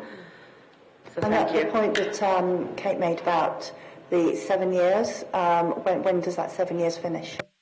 The 7 years is already finished, really, because the direct award it will be 25, 26. And what Kate is saying is there's been no uplift for the third sector right through those 7 years. And everybody knows that the cost of living has gone up, and the cost of everything else has gone up as well. So we've taken that. We need to take that into consideration, and I'm so aware of that. Thank you. Thank you. Graham, and then Paul, Robin, and then Kevin. Thank you, Chair. I was just going to pick up a point Councillor Hardman asked about, would it affect the providers in the room here, the third sector? Well, absolutely yes. So just to be clear on this, so the total contract value is worth around 1.6 million. The proposal was to take around 550,000 out of that 1.6 million, so slightly more than a third. We, as officers, clearly we cannot do that without impacting on the sector. So I think it's kind of, we do need to be honest on that particular point. Once the consultation is concluded and we have a clear direction on what we as officers are expected to remove from that contract, well, then we can engage with the third sector again to try and kind of work out how those savings will come out of the contracts. Because there are 21 contracts, so it's not an easy proposition to do. Not all the contracts are scalable, so clearly you cannot remove a third from every contract, because some contracts will simply fold. So it is quite a challenging situation for officers to do that. So how much engagement we can have will very much depend upon how much time we have as officers to engage with them and to then implement those changes. Thank you. Thank you, Graham. Paul, and then Rob. So I've got two questions, Chair. One on the budget and the other one on the capital. In Annex 2, it says that your pay inflation estimate for both services is 5%. What confidence have you got in that, given the fact that pay inflation at the moment is averaging 6.4%?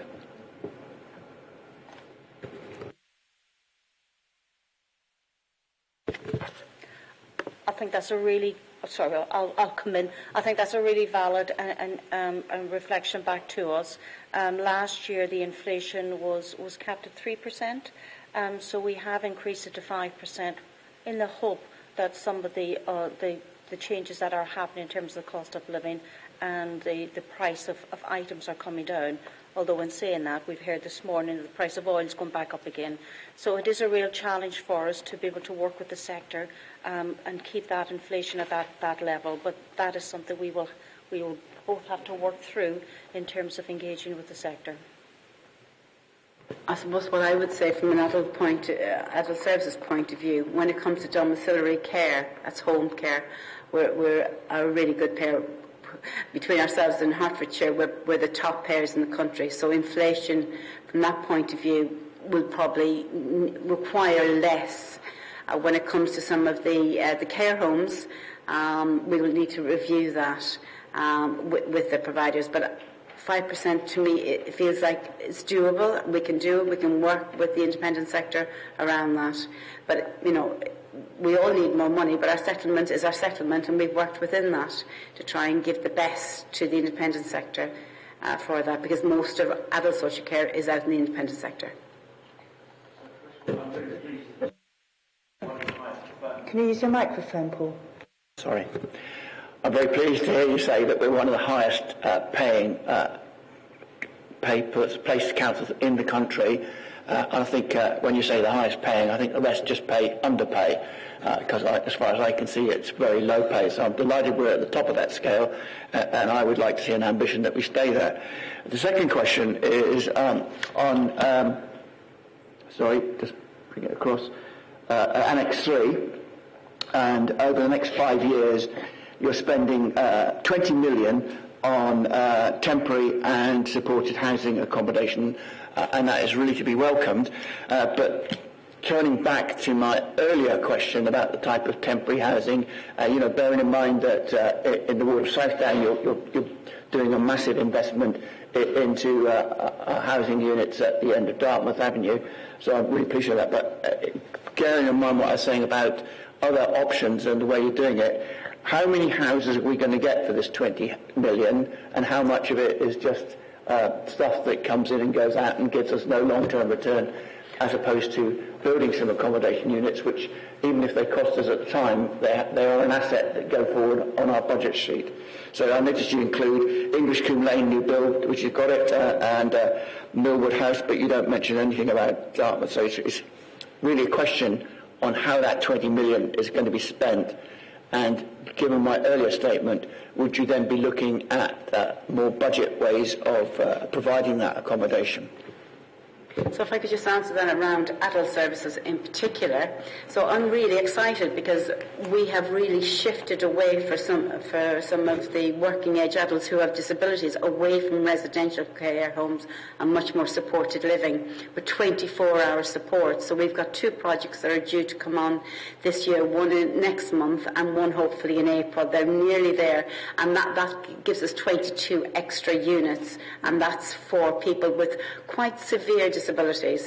So we also have plans, and you'll have heard this for English Combe Lane. We've been looking at English Combe Lane and what we can do with English Combe Lane. So all of that capital is to help us to shift away from that residential care unit and those out of areas for people coming back who are local people to live locally. And in particular around transition. young people coming out of services, out of children's services into adults. We want to keep them local. You know, we've got some real good plans that we'll be able to bring to Scrutiny over the next year. So for us, this is an exciting time because the capital is there to help us to deliver on that. And I think the lead member, should speak for herself in particular, has pushed that through so that we're shifting away from, you know, local services for local people with disabilities.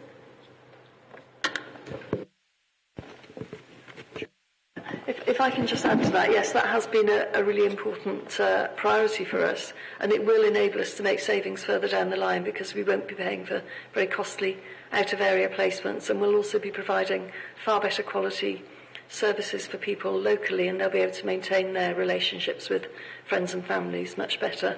The other thing, just in relation to the fact that we are paying our home care workers at the upper end of the pack.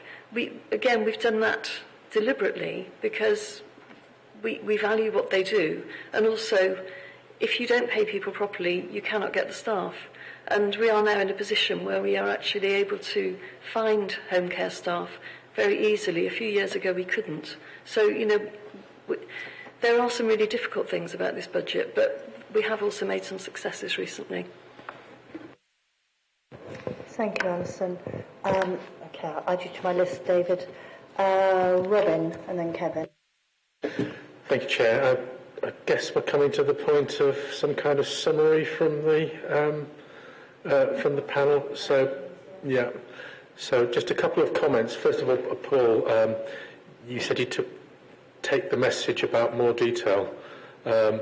Have to remind you that Labour has not been able to support the last 4 Liberal Democrat budgets simply because we have not had the detail, and that in particular is social care. So this is not a new issue. I appreciate the 187,000 Michael Gove Christmas present hasn't helped things, but this is not a new issue with the amount of detail. I'd also, Chair. And can I say, I really appreciate that the officers are doing all they can to protect the most vulnerable people in Bath and North East Somerset. And I know part of that is being confident in budgets to give reassurance to those groups. But I'd suggest as politicians, we're at the point, or we need to be at the point, of saying we can no longer do what we used to do for as many people as we used to be able to do, and we cannot provide that support to the same level that we used to do. And when it comes to the risk of, is there a risk that people are going to fall through the net, then we are at red, and we have been at probably red for a couple of years, but that is a real worry, I think, for all of us as politicians and officers. And maybe we need to be candid when we're looking at Somerset to the south looking like going bust, and at least 20% of the councils doing the same. Local government is in crisis, and one of the reasons local government is in crisis is because of how health and social care has been neglected by national government for at least a decade. Thank you, Robin. Perhaps the politicians should respond. Robin, sorry. Well, I hate to admit it, but I agree with what Councillor Moss has just said, Chair. The simple fact is that as an authority, we've worked well with the voluntary sector, we've worked well with our own employees, and we really care about the service we're doing. And it's a mark of the respect that we have for the voluntary sector and they have for us in the way that they presented their information today. And we've listened and we've given the commitment. There's no point us hiding what we're doing and how we're doing it. We're more than happy to do that. In terms of this process, then that's the process that the council's got, and we're working within that. But if you want further information, you want us to engage, then we will. But that's not an issue for us, because what we're doing is we're doing the job the best way that we can for the most vulnerable in our community.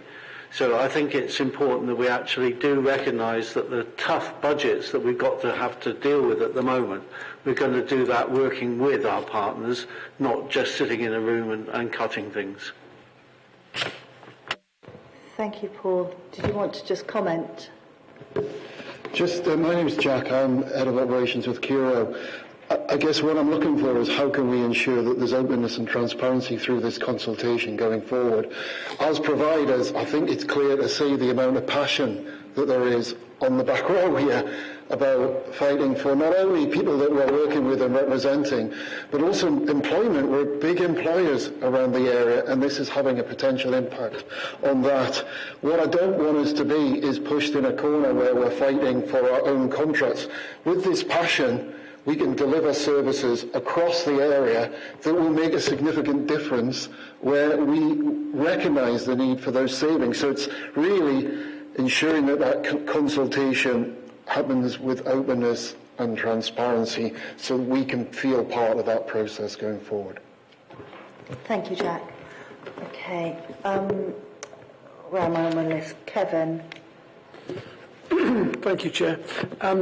Just a couple of things. One is really just to clear up. I'm a bit confused, and I may be the terminology of public consultation and further consultation, because in answer to my question about value added, it was the comments were put back that we've still got a lot of discussion to go about. We've suddenly had these cuts thrust upon us, and we still need to discuss a lot more of the impact, etc. So maybe I'm not sure about what the public consultation was or what the consultation is with our third partners, sector partners, but there seems to be the consultation must keep going. And my other comment is around the for the politicians.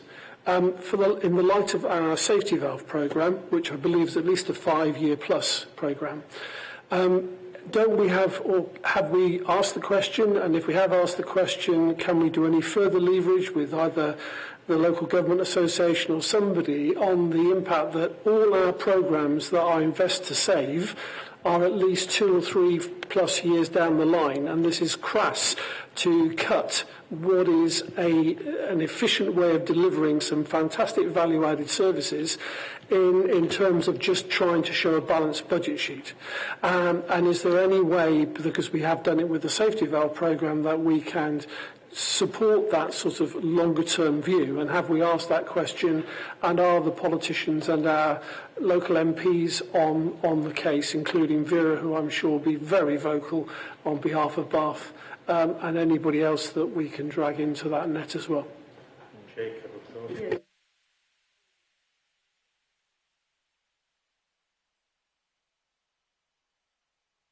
Well, how lucky your microphone was off for that part.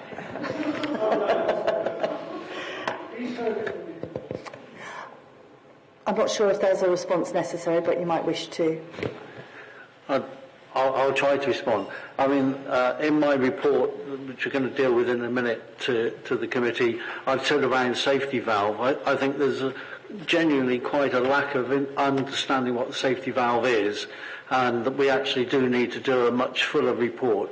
It's pushing a lot of money into our services, something like £19 million, but there's the requirement that you've got to do that within a certain period of time. And if that depends upon a new school being provided for SEND, the timing of that then can conflict with the deadlines that we've been given. So it is an issue that I think the committee needs to be aware of, and I think the council needs to be aware of, that there are some real advantages, but there's also some major risks involved in doing that. So the timing is absolutely crucial, because the original timescale around safety valve was 5 years, but if we haven't got the approval for the capital funding, then we're not going to get that coming in time to be actually making the revenue savings. So from that point of view, that's why I thought, and I put it in my report, that we should actually be doing a fuller report. And I was going to pick that up when it came to your cabinet report as well. But yes, I think it sounds like there would be agreement that we should have some form of briefing at this panel. Yes, I'm not sure whether the politician, whether we can answer that on the question, but has the questions been asked? Are our MPs on board with this, and have we very clearly passed on what they need to the government of where we're at this point in time? I'll put that back to Councillor May. I just don't know at the moment, Chair. That when I've come into this, I've wanted to ask. Safety valve has just been sort of thrown into the conversation, and I didn't understand what the implications were. And it's not every local authority that's getting safety valve. And it's something to do with our relationship with the Department for Education, that they've actually supported this authority, and that I think is something really positive. It's just that we've got to make sure we understand what the risks are with that and what the advantages are going to be. Because, you know, £19 million over a 5-year period of time is a lot of money, and we've got to be accountable for what that money is back to the Department for Education. I don't see, in practical terms, how local MPs would actually influence that at this particular stage. Well, I just think we need all the firepower we can get and keep shouting from the loudest and the highest point we can, because if you do nothing, the likelihood is nothing will happen. But maybe a few more MPs filling the boxes in the right place might help. But we need to use all the guns at our disposal. Sorry, that's just... I think you're right, but I mean, picking up there's a group called the F40 group, which I'm sure you're aware of.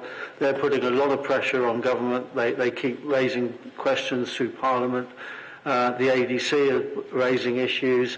You know, there's a major issue for many local authorities, including us, around finances, and the change in the legislation around education healthcare plans, which has increased the volume that we're dealing with without any additional funding.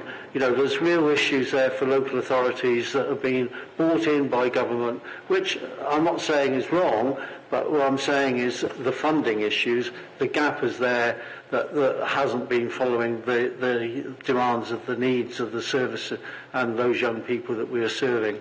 So I think there's a real issue for local authorities up and down the country. And if we talk about Bristol or Somerset, they haven't had the same advantages around safety valve, and that's why perhaps some of their problems are there now emerging even worse than ours. But we will continue to work to actually achieve the savings that we've got to make, and we'll do that in the most sensitive way that we can.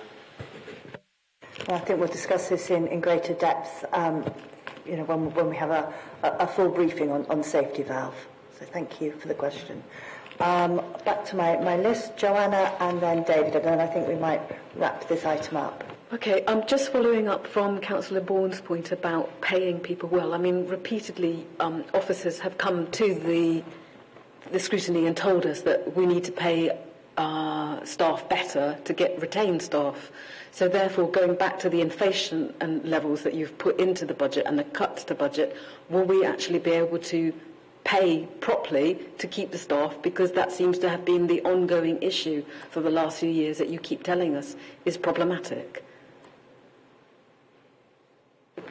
All I can say to you is that from another's point of view is that we have capacity within the market, the domiciliary care market. So we are paying well. I said to you, it's between Hertfordshire and ourselves now is number one in the country. So we continue to do that. And it's important to note that the inflation will keep us up, will keep us at a good pair.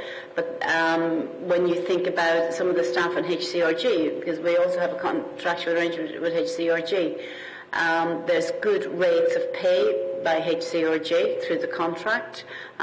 Vacancy rates aren't high. Same for mental health and mental health social workers in particular, who are usually very difficult to appoint to posts. Again, we don't have many vacancies.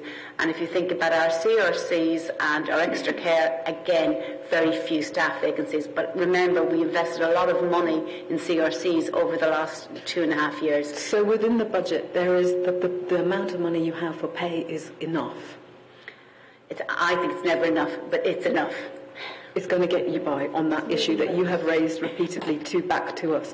And then picking up on capital and the issue of putting in a capital programme, is there more work that could be done over from now and for the next 5 years to look at the various issues, including with the third sector, that you can put in place that we can then use capital within the council to deliver those services in a better way? Is there a more strategic thinking that we should be doing and being told about to Scrutiny to make sure that that is in development? I would absolutely agree. Certainly within children's services, we know we've got funding around a special school. We don't yet have the decision from the DFE. We've had an indication that we will get funding around an alternative provision, and we've got some funding around a residential. We need to pull that together into a coherent programme over the next few years that will really demonstrate how we will deliver reduction in our revenue spend as well as our home-to-school transport. I think that's really, really valid, and that's something we need to take away. Okay, and going back to both cabinet members, how will you be dealing with cabinet capital and taking that forward as a strategy and policy within the council? I mean, it is something that we have discussions on in the council. I mean, the work that we've done on the CRCs recently and the proposed changes for those, that's partly about looking at how we use our capital and our buildings in the best way for the council as a whole. So it is something we're aware of, and it's ongoing work. And in terms of children's services, I've been saying to Mary that because of the budget issue, everybody then talks about children's services as though there's something wrong. So what I want us to do is to quite clearly outline what we're doing, both in financial terms and service terms, so that we can get a medium-term plan that we can show that we're moving accelerating moving forward in terms of getting the budgets down under control, but also thinking about those issues that Kevin's quite rightly mentioned, early intervention. Can we do things in different ways? Because I think there are ways that we can actually do things in a slightly different way, but we need to actually put that out in a proper, sensible work. And there is some work going on between Mary and Ernst & Young, which are consultants working with the council to actually think about how we can present that information in a more effective way in the future. Thank you. David, you're my last speaker. Thank you. Are we using any of the council reserves to help us over this period? And if so, any idea how much? Smiling faces there, so somebody's going to answer that. I mean, that is part of the ongoing discussion we're having. I think the important thing is that if you think of all the councils around the country that are going bust, some of those haven't got sufficient reserves. So it's really important that we have the right level of reserves, because that protects us as an organisation into the future. On the other hand, you can use your reserves strategically to do change programmes and things, and that's part of the discussion we're having currently. Right. Okay. Well, I'm going to try and summarise this discussion. I think we're all very concerned at the lack of detail. I mean, that point was picked up, of course, by charities and third sector groups, because without knowing that detail, they can't make the they can't mitigate the impact. And I think we're also very concerned about the consequences of whatever those savings will be. There's definitely a sense that this will cost us and associated services a lot more in the long term. Well, so it's always, and I think we will all agree that it's a short fix, isn't it, to cut services, particularly preventative services, because there is that cost later on down the line. I think we're also very concerned that there isn't the knowledge of the added value of what is provided by the charitable sector as well, particularly around the preventative services. And we don't have at our fingertips that cost that will unduly will undoubtedly, fall upon the council, but possibly emergency services and other services too. I think we're also concerned that we're not being maybe as upfront as we could be about not being able to do as much, particularly for the most vulnerable.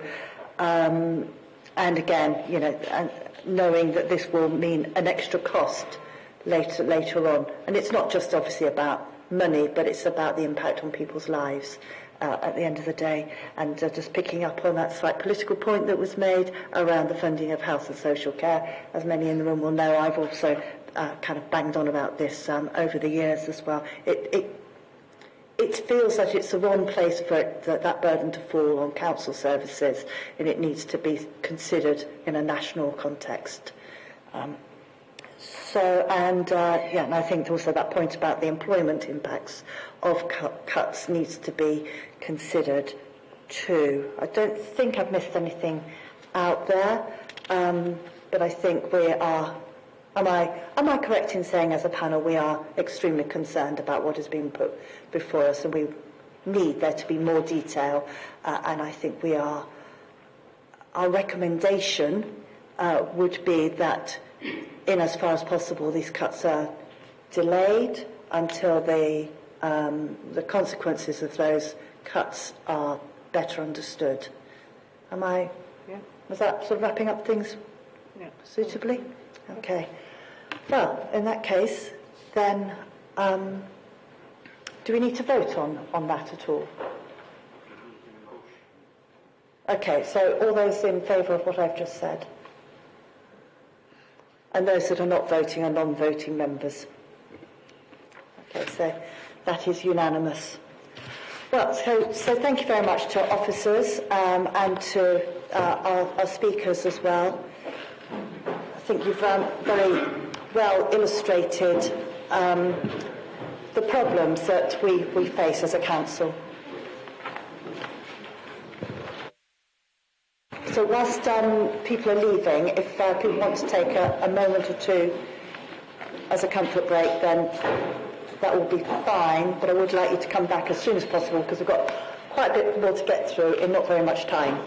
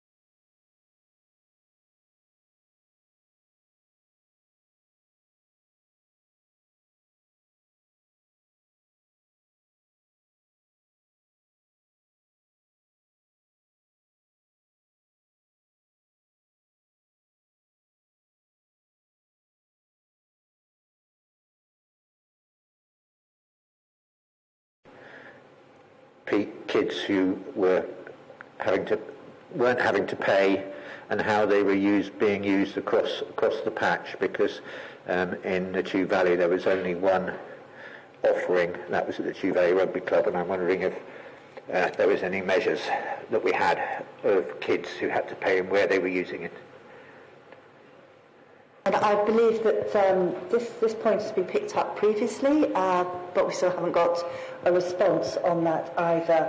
And I believe you mentioned to me that there are a number of questions that you had raised in previous meetings that still haven't been addressed.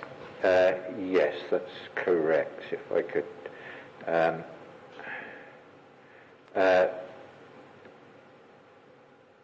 with respect to dental hygiene, I asked for figures over the last few years relating to how many dental extractions there had been in Baines, and to see if they had dropped significantly, as you'd expect, during the emergency phase of the pandemic, and then whether they had picked up, and are we leaving children still needing extraction. With the presentation on young carers a couple of months back, I asked if there was any local information on the time it took for young carers in Baines from when they start caring to actually when they receive support, because in other areas that can be a gap of up to 3 years for caring to be identified. And I have submitted a written question on hospital-acquired COVID infections, which I haven't received an answer to. Yes, and that last one, I was under the impression that that was on our work plan, but I can't actually see it. I can't identify when that was coming forward, but it might be a question that Becky or Laura might be able to address when we come to the ICB presentation. And obviously the dental part, I'm sure you can pick up when we come to that as well. So, are there other points that need to be raised? Liz and then Alex. It was just a question I asked about with the cuts of 90 million, I think, having to be made, or savings rather, of 90 million having to be made in our report on the Integrated Care Board. I asked a question about the bank rate, a single bank rate, for employers and employees, and how they would be affected by some of these cuts. Is it helpful for me to come in on that now, Chair? Yeah, so I think as we discussed last time, when we talked about the 90 million, that was a previous figure that we were working towards and obviously trying to bring that down for our medium-term financial plan. And as I said, I think what we need to do is bring back a full report which outlines what any implications could be at locality. So I think I would prefer to pick that up then if that's okay. I did take your comments around can we have a standardised bank rate across agency pay, across our colleagues, across the system. That is something that our HR colleagues are looking at. Obviously, we do have metrics around not having an over-reliance on agency and bank work, but obviously we need to balance that with maintaining critical services as well. So we are looking at that through our workforce work, and we'll bring something back on that as appropriate when it fits with your agenda. So I don't have specific updates today, but they are both in hand. So I hope that helps. Thank you. Alex. Yeah, I was just going to say, I've done some, because I've just looked at the minutes here about the community pharmacy question I asked. I've since done some digging, because obviously I wasn't sure where the community pharmacy was in Keynsham and whether it was advertised or not. I've now found out where the pharmacy is in Keynsham, so obviously I don't know whether we can let, I think Victoria Stanley, it says here, was going to find out the information, get it back to me, that I've now found out kind of thing, and obviously I think the thing I just want to make aware is that it'd be good to find out when they come back or whatever about how they're going to advertise it, because I haven't heard anything since. I know that's just... So your unanswered question you answered yourself, so...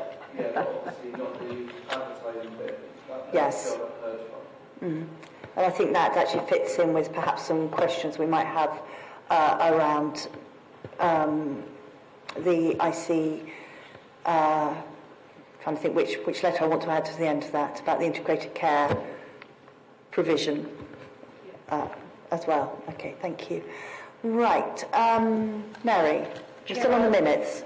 On the minutes, I will certainly pick up on the half and also on the young carers, so I'll get an answer to Mark for both of those. Thank you. Okay. Actually, in this, because there are a number of unanswered questions, would it be possible, Mark, to make a bit of a sort of list of all those questions that haven't yet been answered, so we can make sure that they are ticked off and answered? Thank you. Right, so with those various points noted, are we happy to approve the minutes? Yes. Okay, everyone's in favour, so thank you. Right, now we move on to the Cabinet Member update. Councillor May. Thank you, Chair. I'm going to start off by apologising through health reasons. I haven't been able to come to the committee for a little while, so a big apologies to everybody, but perhaps it's been an advantage I haven't been here, but I very much value being accountable to this committee, and so my apologies on that. I just wanted to pick up a couple of things just before I start.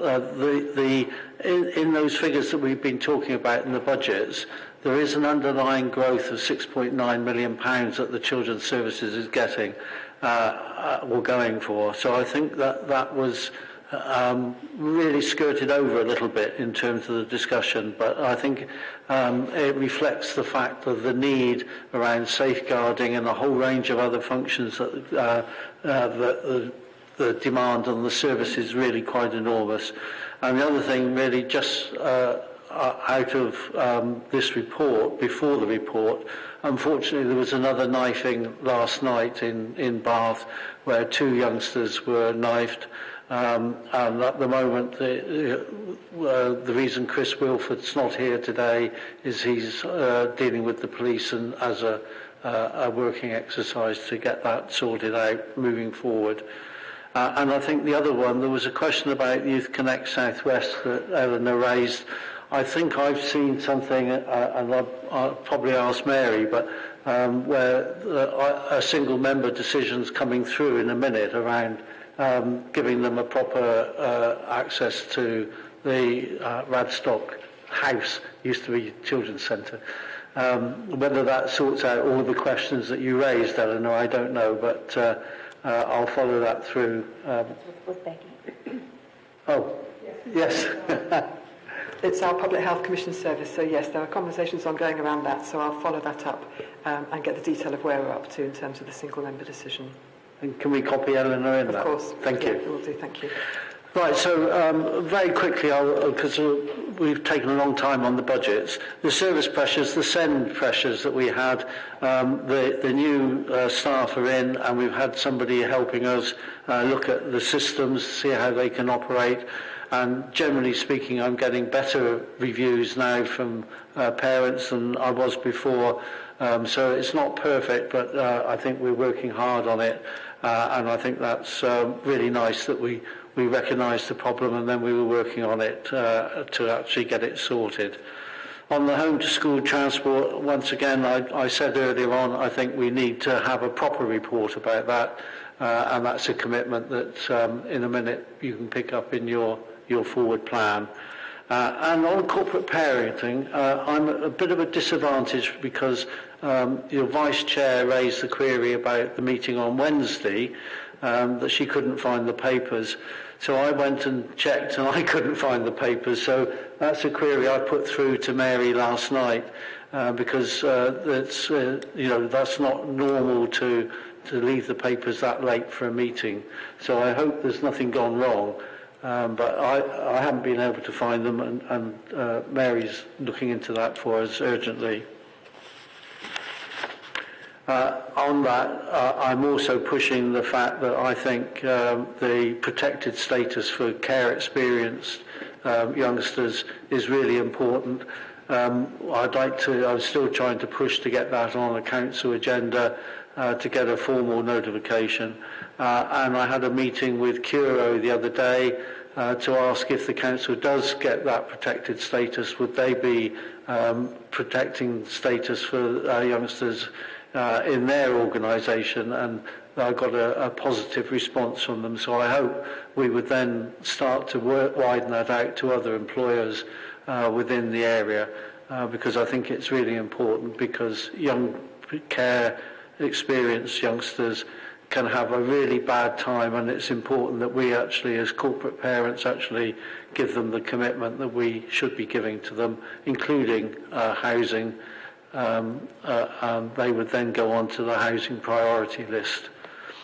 The faulty concrete in schools, we reported before that we didn't have a problem, and it's quite clear that the DfE are now actually saying the visual inspection of those schools was not necessarily effective, so they're now asking us to do a proper investigation, or asking the schools to do a proper investigation, but at the moment it's still that it's negative in this area.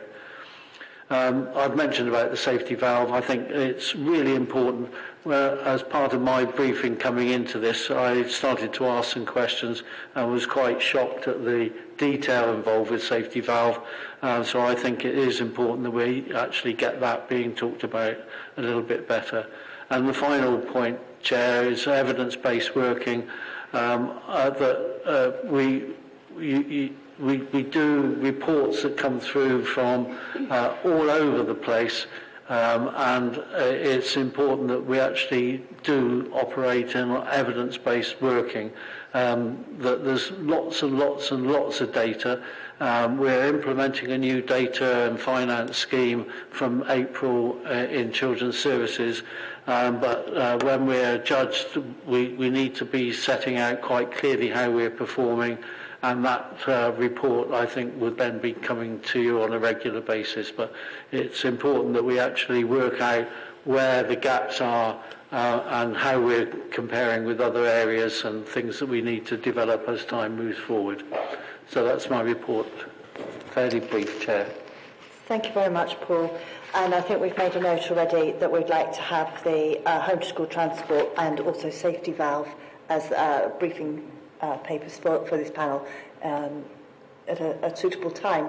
Alex. Thank you. And then Joe. Thank you for the report, Paul. Just a quick one on RAC. It's good to see that in Baines we haven't got, don't look like any schools have got this in it.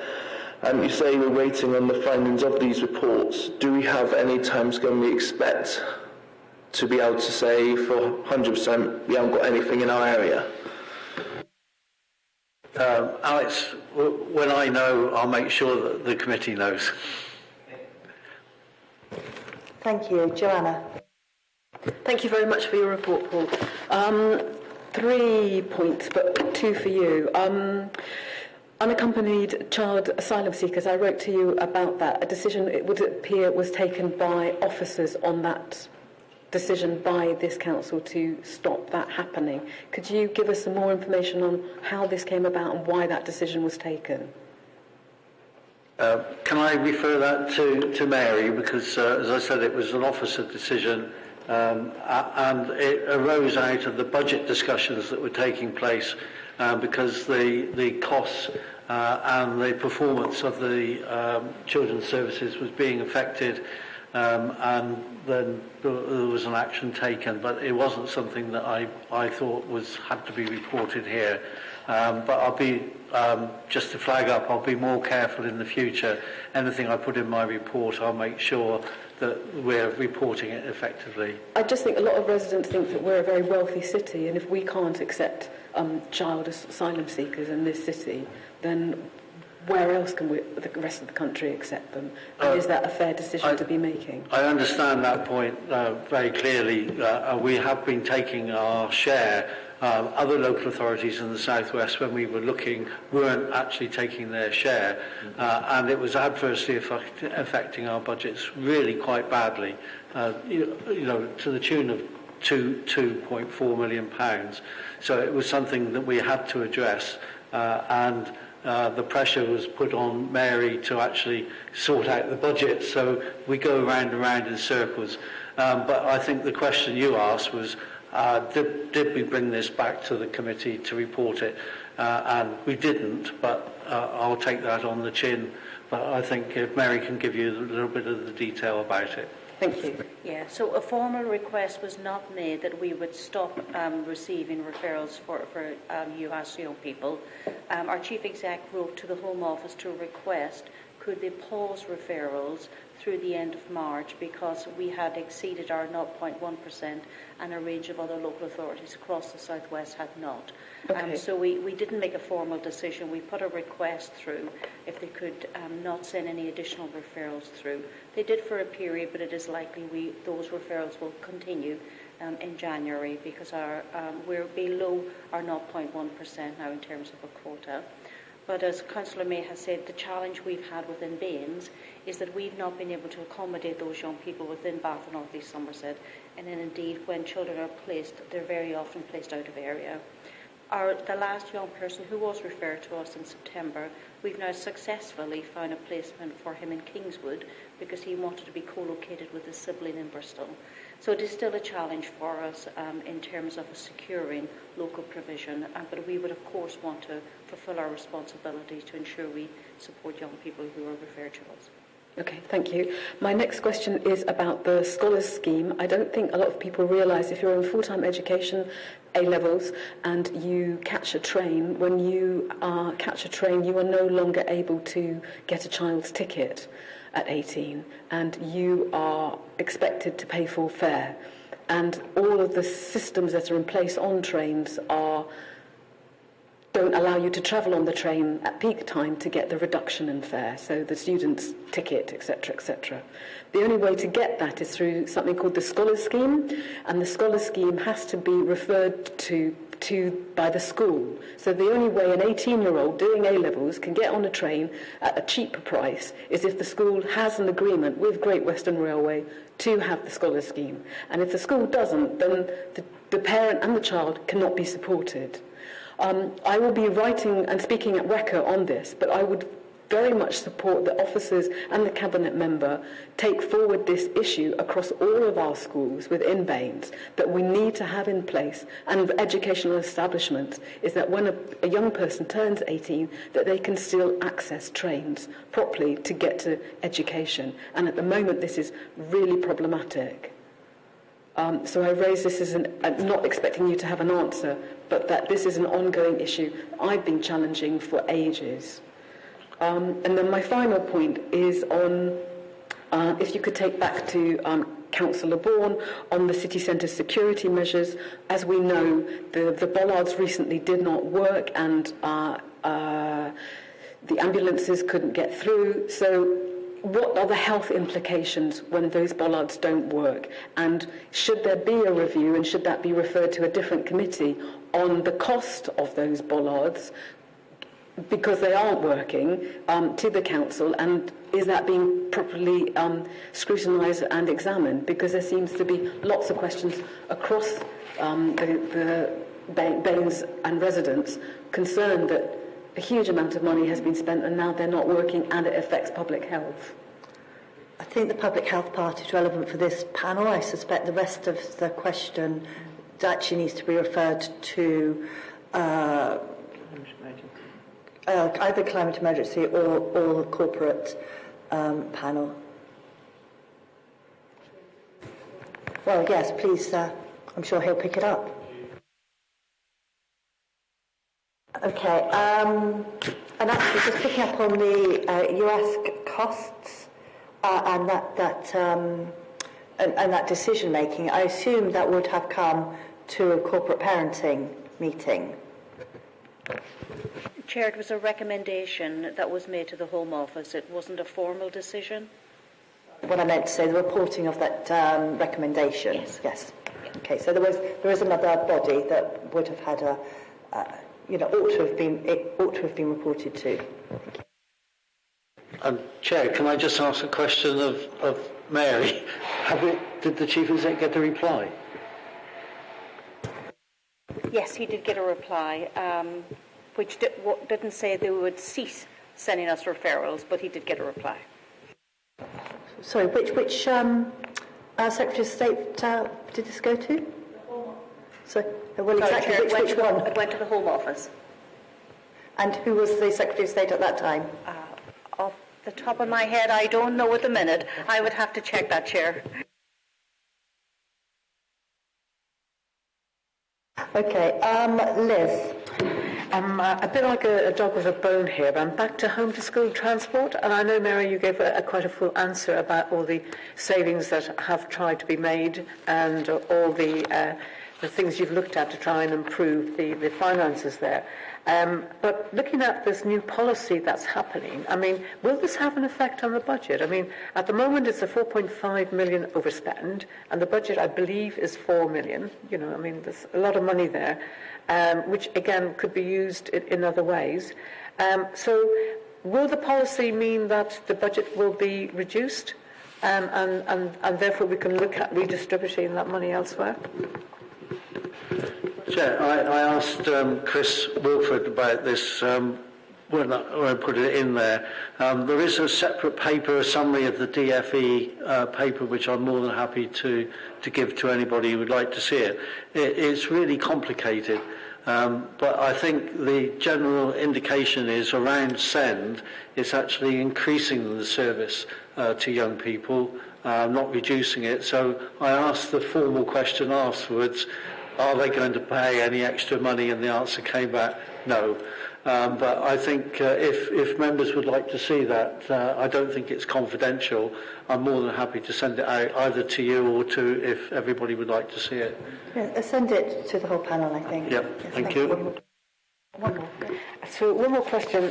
Paul, I have raised at corporate parents that we as a Labour group are certainly seeking protected status for care leavers, so there definitely is cross-party support for this. So we'd be totally backing this, and I'm sure everybody in this room and everybody at corporate parents would agree. So maybe it's a way of pushing that forward. Also, we are lagging behind. An awful lot of councils have actually gone ahead and done this. And finally, I would say, are we getting any young people at our corporate parents meeting? Because it's always good to have them there. And I know Dina would have liked to have a young person here as well. I had that discussion with Elliot, but of course the problem is that those young people, but is the timing of the meetings, because if they're during the day, then it's very difficult for them to get the time to come. So that's the reason why we're looking at the timing of meetings and the location of meetings to make that easier for young people to come along. Perhaps hybrid meetings might help as well. Hybrid meetings might help as well.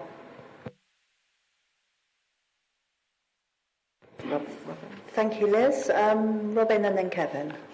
Thank you. Just drilling down some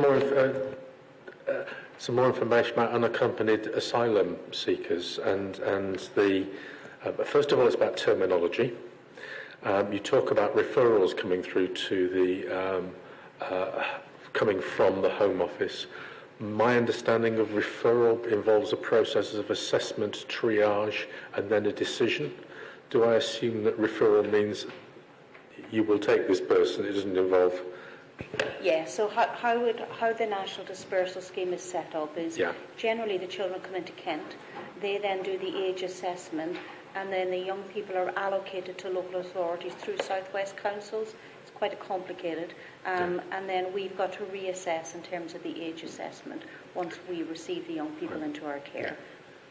So in effect, it's allocation. This person is coming your way. Can I ask as well, I wasn't aware that, I'm well aware of unaccompanied asylum seekers, and there wasn't the budget that came with the actual cost to the local authority. I wasn't aware that there seemed to be a differential with some councils being more welcoming and taking their share compared to others. So what happens if we get a young person coming into Baines? Then presumably we have to pay the money to find them a placement. If that placement is in another local authority, do we get the option, or surely we should have the option of saying, actually, that local authority hasn't taken their share, so therefore it's your responsibility? Is there any way of pushing that? So there's a lot of work being done regionally and nationally to look at the current scheme because it was set up as a voluntary scheme, but not every local authority are at the same position in terms of their 0.1%. And certainly across the South West, all of the local authorities, there's work happening to look at what's the uptake, what's the cost pressure, because for most local authorities who have taken their 0.1%, it has been challenging because what we receive and the cost of providing the placement and the related support, be that the social worker, the independent reviewing officer, the health input, and so on and so forth. So there's a difference between what we're allocated and the cost. So there is work happening across the Southwest with the DFE looking at what's the current arrangements, and some local authorities are more affected than others. But we don't...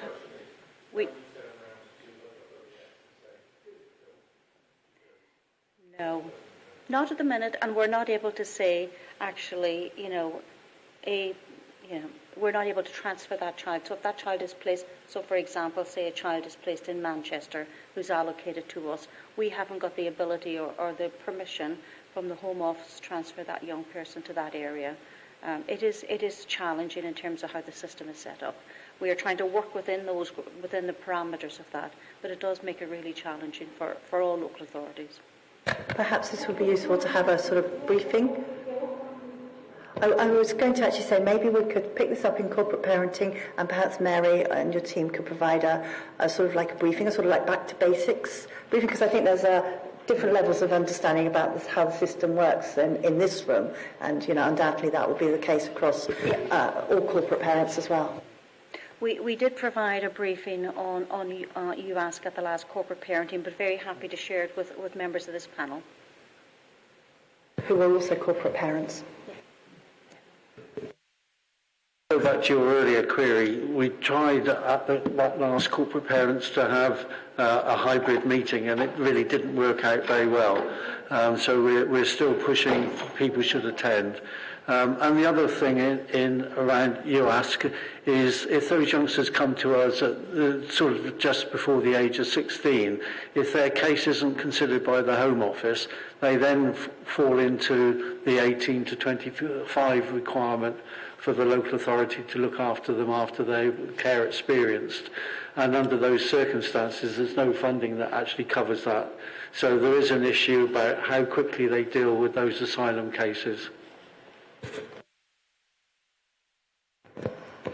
I don't think it really helps, but it is recognised as an issue with the LGA as well. So it's not just this authority. Yeah, so it's an issue with the whole, the setup of UASC and provision of services.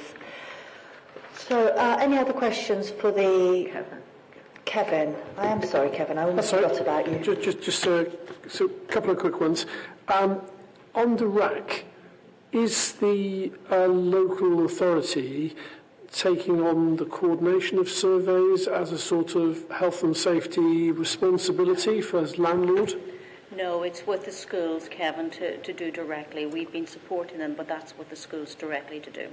Okay, because Sarah Varley was looking into this issue about whether the local authority has a landlord responsibility for the buildings as they are leased out.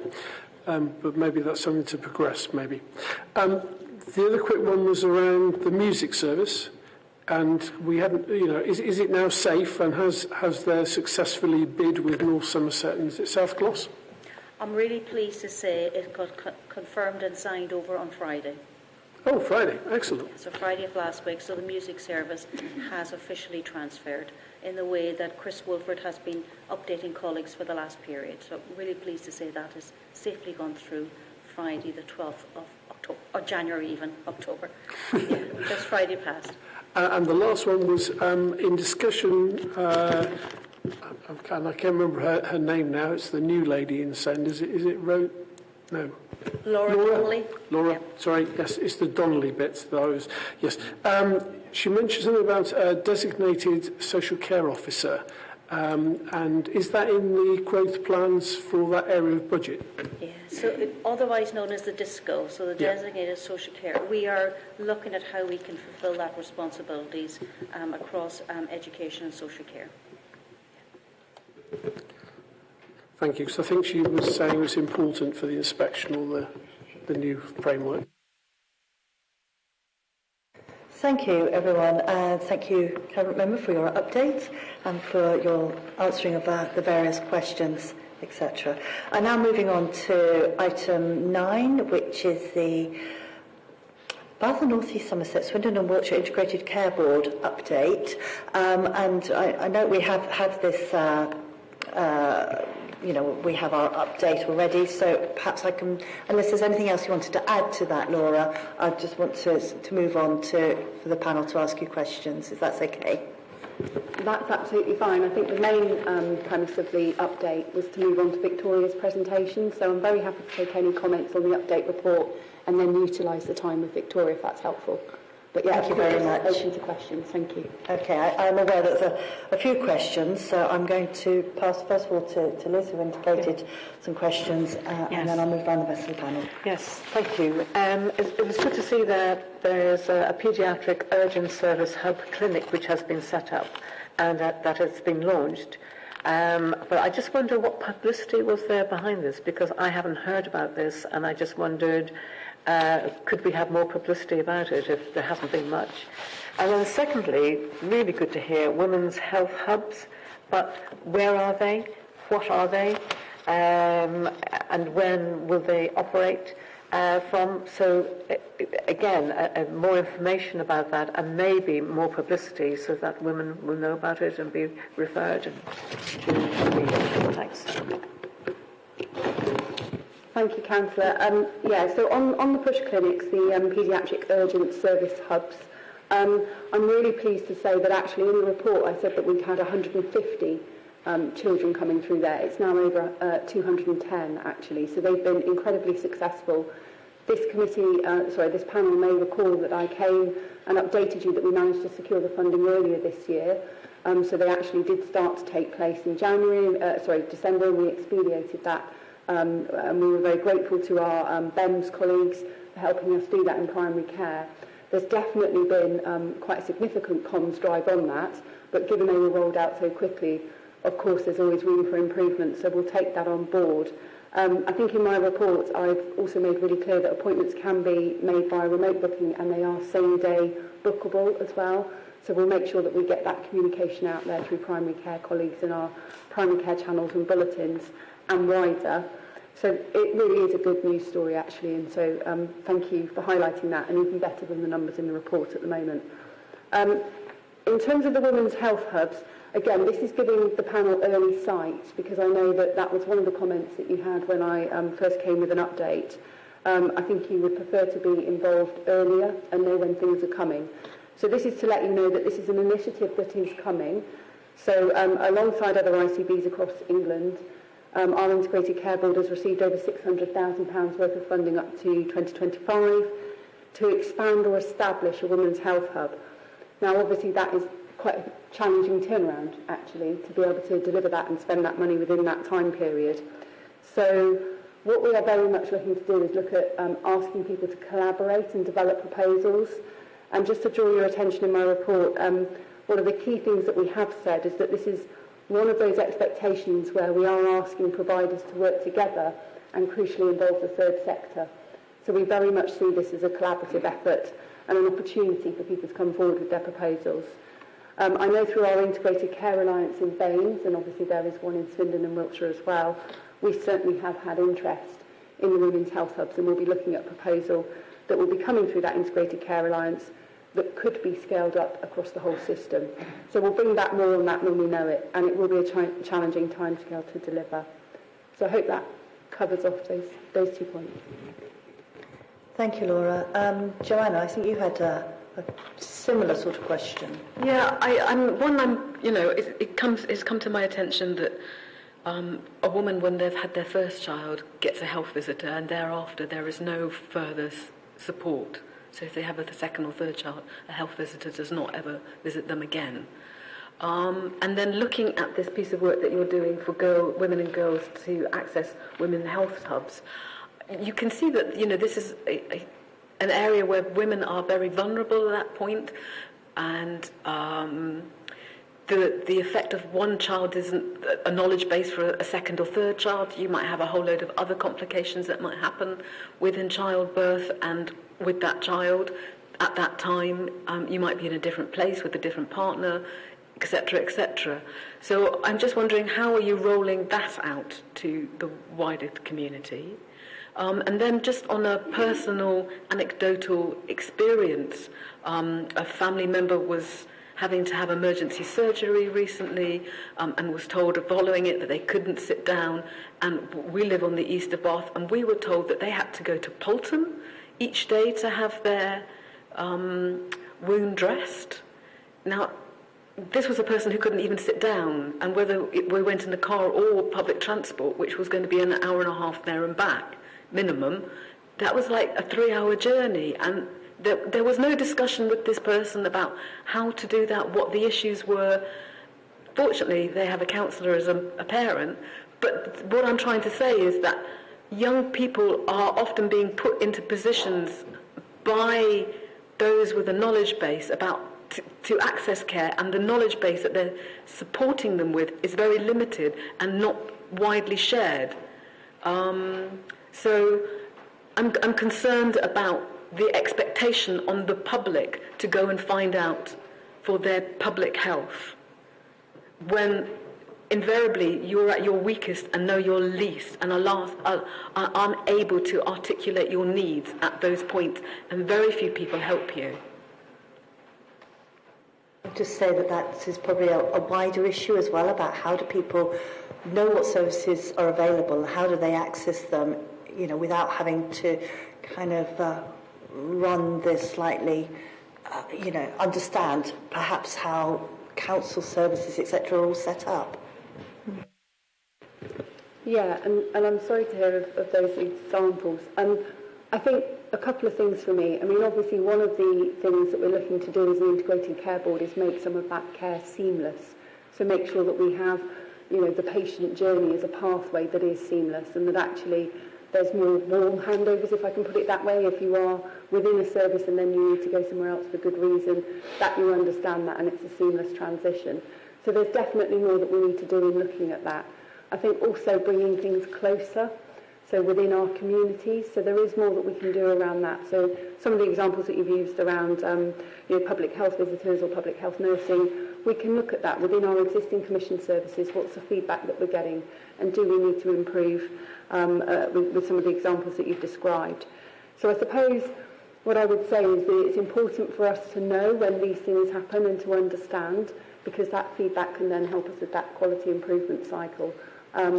But in terms of the direction of travel and the thrust, if you like, obviously it's around that seamless, person-centred care, making sure that we bring more into the community to support.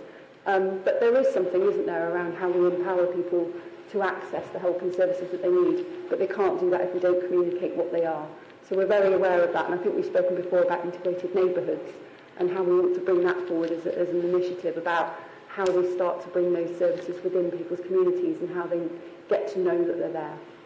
I fully much hear what you're saying, and my personal experience is it wasn't seamless. It was endlessly difficult through that process, and then there is nobody to report that to. So you're saying you want to hear about that, but if it hadn't been me, and it's somebody else in the community probably today who's getting that, how do they report that to anybody, or even know at that point who to report that to? So it's sort of like chicken and egg. You're saying it's seamless and that there's a way of reporting it, but for the average person it isn't seamless. It's very disjointed, it's very unfair, and then they've got no one to speak to, and they're very distressed by the end of it. So, I mean, I'm very happy to speak to you privately about what I went through and where all the hiccups were, but it is a much wider issue. Thank you. I'm sure that Laura will take that on board. Becky. Yes, thank you. And also to say, Councillor Wright, I am sorry to hear about the woman's experience, or the information that you've heard that women who've had second and subsequent babies don't get allocated a health visitor. My understanding is that all new births, all mothers of births are allocated a health visitor, whether it's their first or second or third. I have sent a question to clarify that back to our Commissioner, just to clarify, so I can come back to you with some information on that if that's helpful. I would really like that. Again, I have had that report sent to me, and again, there were follow-up issues of their personal health. Again, that wasn't properly dealt with. So you can see that if that's happened for one, that's happening in all kinds of places. I'll come back to you on that. Thank you. Thanks for raising it. Thank you. Okay, so I think we'll now move on to the next item, which is dental service provision. But before I do that, obviously, I will bring Kevin in, because I'm determined never to let Kevin speak. That's very kind. Just two quick ones. One was a follow-up on the HIP programme and whether more information had come forth. And the second is on page 3, you mentioned about your main focus is on restoring access to dental care for the population, sequence. So just checking what you mean by access. And most people think about that in terms of financial access. And what does that mean at the moment for your main focus? Thank you. That will be detailed in the report, so can I just defer? Thank you. And on the hospital improvement programme, I don't have an update for you today, but I will bring that back. Okay. Right, I've not missed anybody else out now, have I? Good. Right, now then, I would like to pass on to item 10, which is dental service provision, and thank you very much for the presentation that we've seen. I think this might now be the third time we've seen this. So is there anything else you wanted to add to the presentation, or may we move on to the questions that we undoubtedly will have? No, happy to move on to questions. I noted that there were 2 previous questions asked. Do you want me to respond to those first? Yes, please. Thank you. So the first one was regarding dental extractions. So apologies that we didn't have the full details at the time. I have requested that information. I'm glad that our analyst or analytical team have come back to me this morning to run a report and provide that level of detail for child dental extractions. So not only will I receive the numbers for Baines, but I'll also have that split by age, sex and ethnicity. So I should be able to report that in due course. Secondly, it was regarding advertisement of community pharmacy. There is there will be a plan in place. It was deliberately postponed because our expert advice from our communications team was that they didn't want to confuse messaging to the patients and public during the winter and Christmas period. So we'll be picking that up this month. Thank you very much. So other questions on dental service provision? I'm going with Liz first and then Kevin, which I'll try not to forget this time. I actually thought you might go with Kevin first, just in case. Thank you very much for your dental report, and it's a pretty dismal report, actually.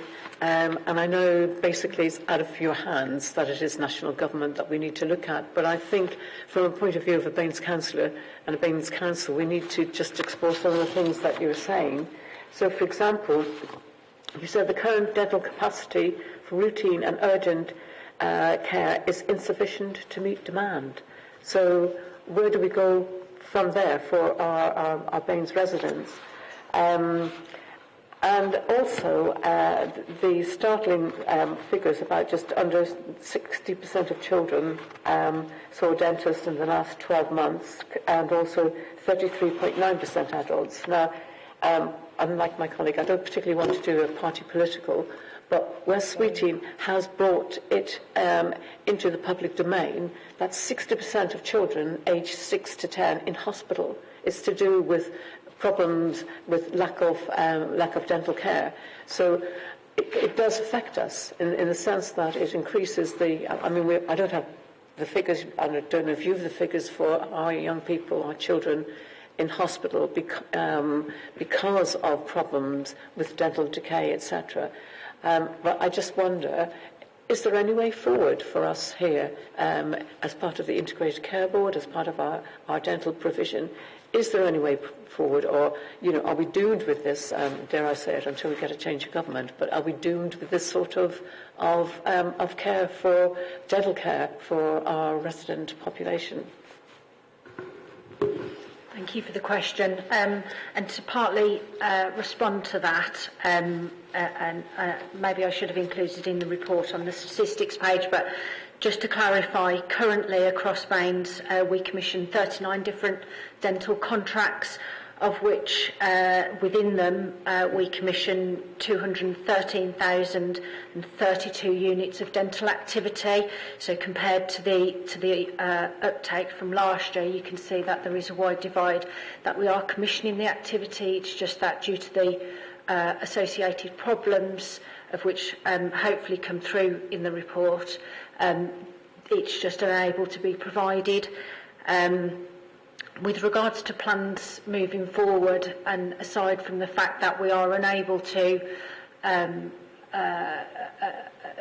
move away from that dental contract as obviously a national requirement, we are looking at plans to fully utilise the guidance that was issued in October of last year under the title of Flexible Commissioning, which essentially means that we are able to target provision specifically on our key populations that we know may be more adversely affected in terms of oral health.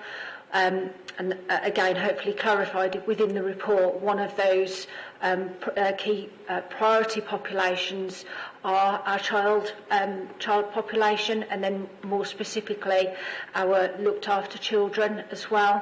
So we are developing proposals with our dental providers, both those who are currently under delivering with regards to their contract and performance, but also those who are over delivering and where we may have budget availability from some of the underspends from other contracts to increase their activity, specifically targeting those populations.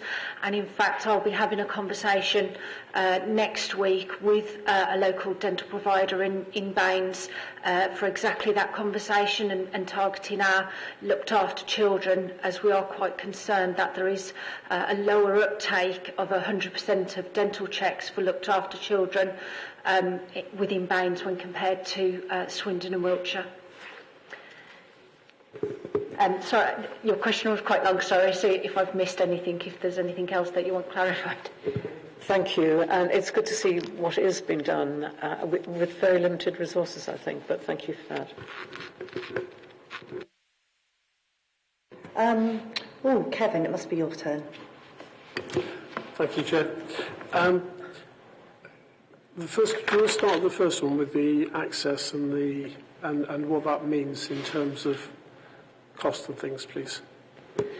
Yeah, so access really takes us back to the contract and those units of dental activity.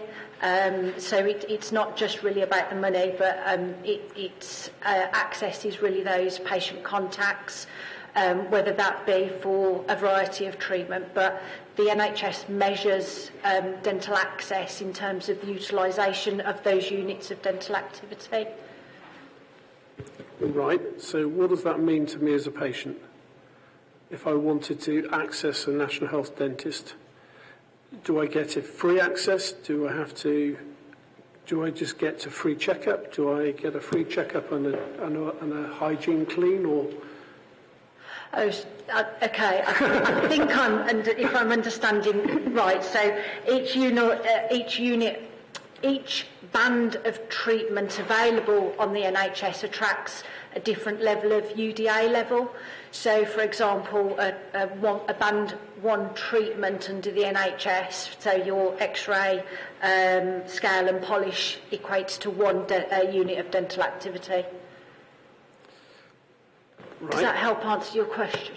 Not quite, but I think it might be me rather than you. But I'm just thinking, when I read your or the ICB report on restoring access to dentists, I just wanted to know what would that mean for the general public in terms of if myself, my family, my community want to access a local NHS dentist, which we find it very difficult at the moment, what would I be entitled to when I access it? Or what was when you actually restore access to dentists, what does that look like? So at the moment, and I haven't got the figures in this presentation, but it's about increasing the ability of individuals to access NHS. We are aware that obviously there is a significant percentage of the population who are unable to see a dentist on a regular basis. Right, okay. So they're required to say when they're taking on new patients. Oh, yes, sorry. Yes, good point. Thank you, Laura. They should be, each dental contract has a requirement within that contract to publicise when they are able to take new patients.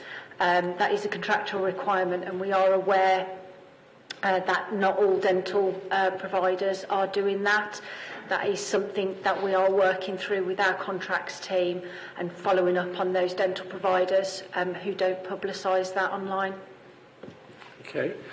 And I know you mentioned this a second ago, but maybe because I was thinking of the question, I was trying to find my question, that you may have answered it, but does that relate to the page 32, your 6th bullet point on national negotiations to adjust contract are minimal, but you're holding a significant dental underspend? And underspend to me means you've got money in the bank. So that's what you're using to address this access problem? Or? Yeah, so by utilising that underspend, we are hopeful that the flexible commissioning plans that I'm currently developing and should be putting forward to the ICB at the end of the month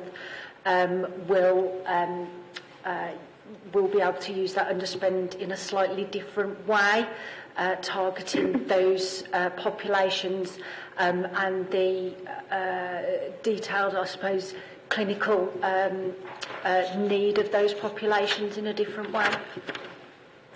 Okay, thank you. And the last question I have is on page 33, you mentioned about complaints, and I just wondered, is that what you would expect to see in terms of complaints, and how many concerned treatment or pain complications, and how would you address the complaints? So, as I'm sure you're aware, the complaints function transferred to the ICB in July of 2023. So this is a new area of responsibility for us. I haven't got any past data or sort of feeling even as to the level of complaints that we are now receiving in comparison to previous years. However, I can pick that up as a point if needed. With regards to dentistry, access is the main area of concern for patients, as well as cancelled appointments, dental charges and removal from perceived list. Okay. And if they have a complaint, they come to ICE? The ICB details are published and available online. And if you could get some benchmarking data and sort of how that looks now, that'd be good, just to understand whether that was alarming or much below what you would normally expect. Would be lovely to know. Thank you. I would also add we are currently working with our Health Watch colleagues, and it's one of our key areas of focus to understand not only what we should be or what patients are experiencing, but also to understand the expectations of NHS dentistry from our patients and public, as well as obviously other priority areas to address those issues. Thank you. Eleanor, I'll allow you to ask one question after the panel finished, okay? Sorry, I can't hear. Sorry, I'll allow you to ask a question once the rest of the panel have had their say, okay? Sorry, I didn't see there was another hand. There was. I think, but Joanna, I think your hand was up.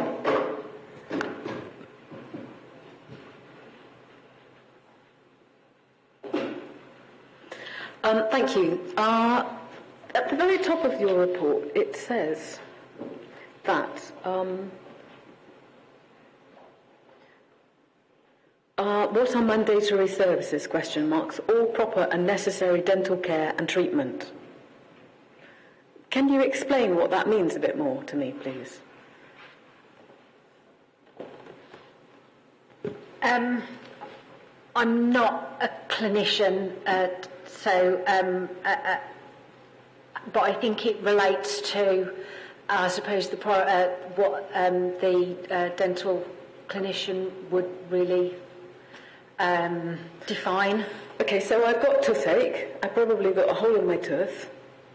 I don't have an NHS dentist, but it says that there's a mandatory service that all proper and necessary dental care and treatment is.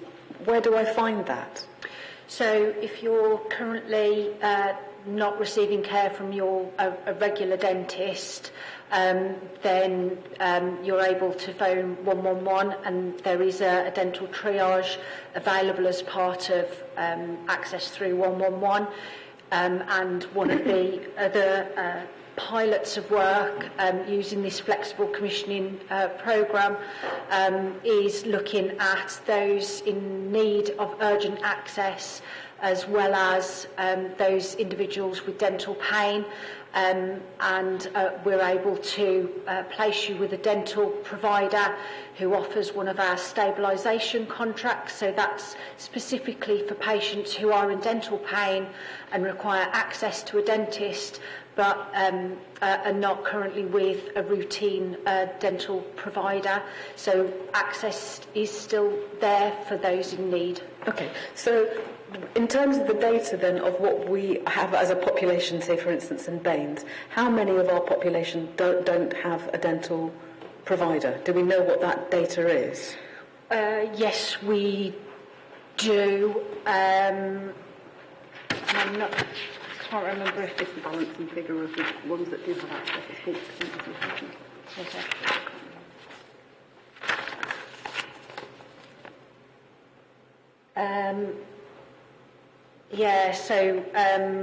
The last year's statistics actually showed that 33% of the adults saw an NHS dentist in the prior 24 months. So, but do we know how many out of our population? Do we know how many are registered with dentists? So, technical term, you're not actually registered with a dentist. There is no registration. It's that you receive regular treatment from a dental provider. So a minor point, but an important one, that nobody is registered with an NHS dentist. So the statistics that I've shown on one of the slides around the proportion of population that saw an NHS dentist is the closest. The closest. But I guess I think we're very good at picking up people who are homeless and sort of at the far end of the scale of receiving very little help in terms of getting dentistry. But there's a group of people who are just managing with homes, but they can't afford a dentist, and they can't even get an NHS dentist, and they get a tooth problem, and they're like, I won't do anything about this until it gets so bad, then I ring 111. And I guess that's the bit I think Kevin and I were trying to bring out of this piece of work, is that essentially what the service that is on offer is when things are an emergency rather than preventative. And I think that's what we're finding problematic about this paper. And again, I think looking at Liz Hardman, is that too, again, is the problem, is that what you're doing is you're dealing with it in an emergency rather than people shouldn't even have dental decays to begin with. But because they can't afford a dentist, whether it's an NHS dentist or not, or they think the costs are going to be so exorbitant, they just don't register until it's a massive problem. And I guess that's what I'm trying to get out of you from this paper, and that's what's not clear. So we have obviously started discussions with our public health colleagues, and we have worked across Bath, Swindon and Wiltshire to review the oral health need of the population, to inform some of our proposals going forward, to understand not only those key populations but also the dental need.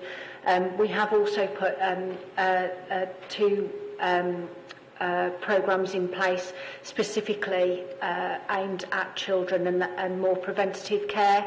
one of which is about to start, and the supervised toothbrushing programme, which is really around teaching children or providing children with toothbrushes and toothpaste, and then teaching them how to brush their teeth. So we're actually getting people from an early age and understanding how important a simple toothbrushing, cleaning your teeth actually is. So it's not that we are blind to that. We are aware and putting programmes in place. Okay. Okay. I must admit, I'm a bit disappointed by this paper. Certainly from the pieces of work that I've gone, the workshops and things that I've been to, the public policy exchange, there just seems to be so much that is not in this paper that is a requirement. And I think, the average person can now no longer get an NHS dentist, and then they can't afford a private dentist, and there's a lot of people in between who are in that space, and we just seem to be just dealing with the emergency rather than making sure people have good oral health throughout their life. Yes, and commissioning additional activity from those providers who have got the workforce. We are obviously trying to expand dental access to those that are in a place to be able to provide additional units of dental activity. But also, I suppose, to note that there are individuals who do choose not to access an NHS dentist, whether that, because of private provision. So there is a cohort of, obviously, the population who do choose not to as well. But it's not just about targeting key populations. We are also looking to increase access to all through those providers who can and are willing to provide additional dental. Okay, so what happens if you have a contractor which you've said don't always follow their contract? What actions do you take if they don't? So currently we're, as long as they are able to provide a certain percentage of their contract, currently the NHS is unable to do anything about it apart from recoup the monies that they haven't delivered on to try and use elsewhere. However, from next year, the dental regulations have changed. That will allow us to forcibly rebase their contract to the highest level of activity that they have provided over the prior 3 years. So we should be able to be in a position from next year to remove that activity from dental providers who haven't been in a position to provide the full details of their contract, in the hope that we can look to provide that underspend elsewhere with a dental provider that can provide it. Okay, and then in terms of, again, this policy exchange event that I went to, it was quite clear that you've got an awful lot of newly qualified dentists who are in huge debt, and they can't receive the amount of money that they get through the NHS to properly pay them. So I guess there's a disconnect about how you employ NHS dentists, and I guess this report doesn't really look at what you're doing within the service of dentistry to ensure you have the right staff in place. So again, what work is happening around that? So the point about, and I will come on to the point about workforce, but the point about the UDA price was obviously set back in 2006 as part of the contract at the time, and we can't move away from that UDA price that was set at that point in time. So unfortunately for those salaried dentists, if the price was set at £25 for a UDA, then they will be working to £25 UDA for the duration of their current contract.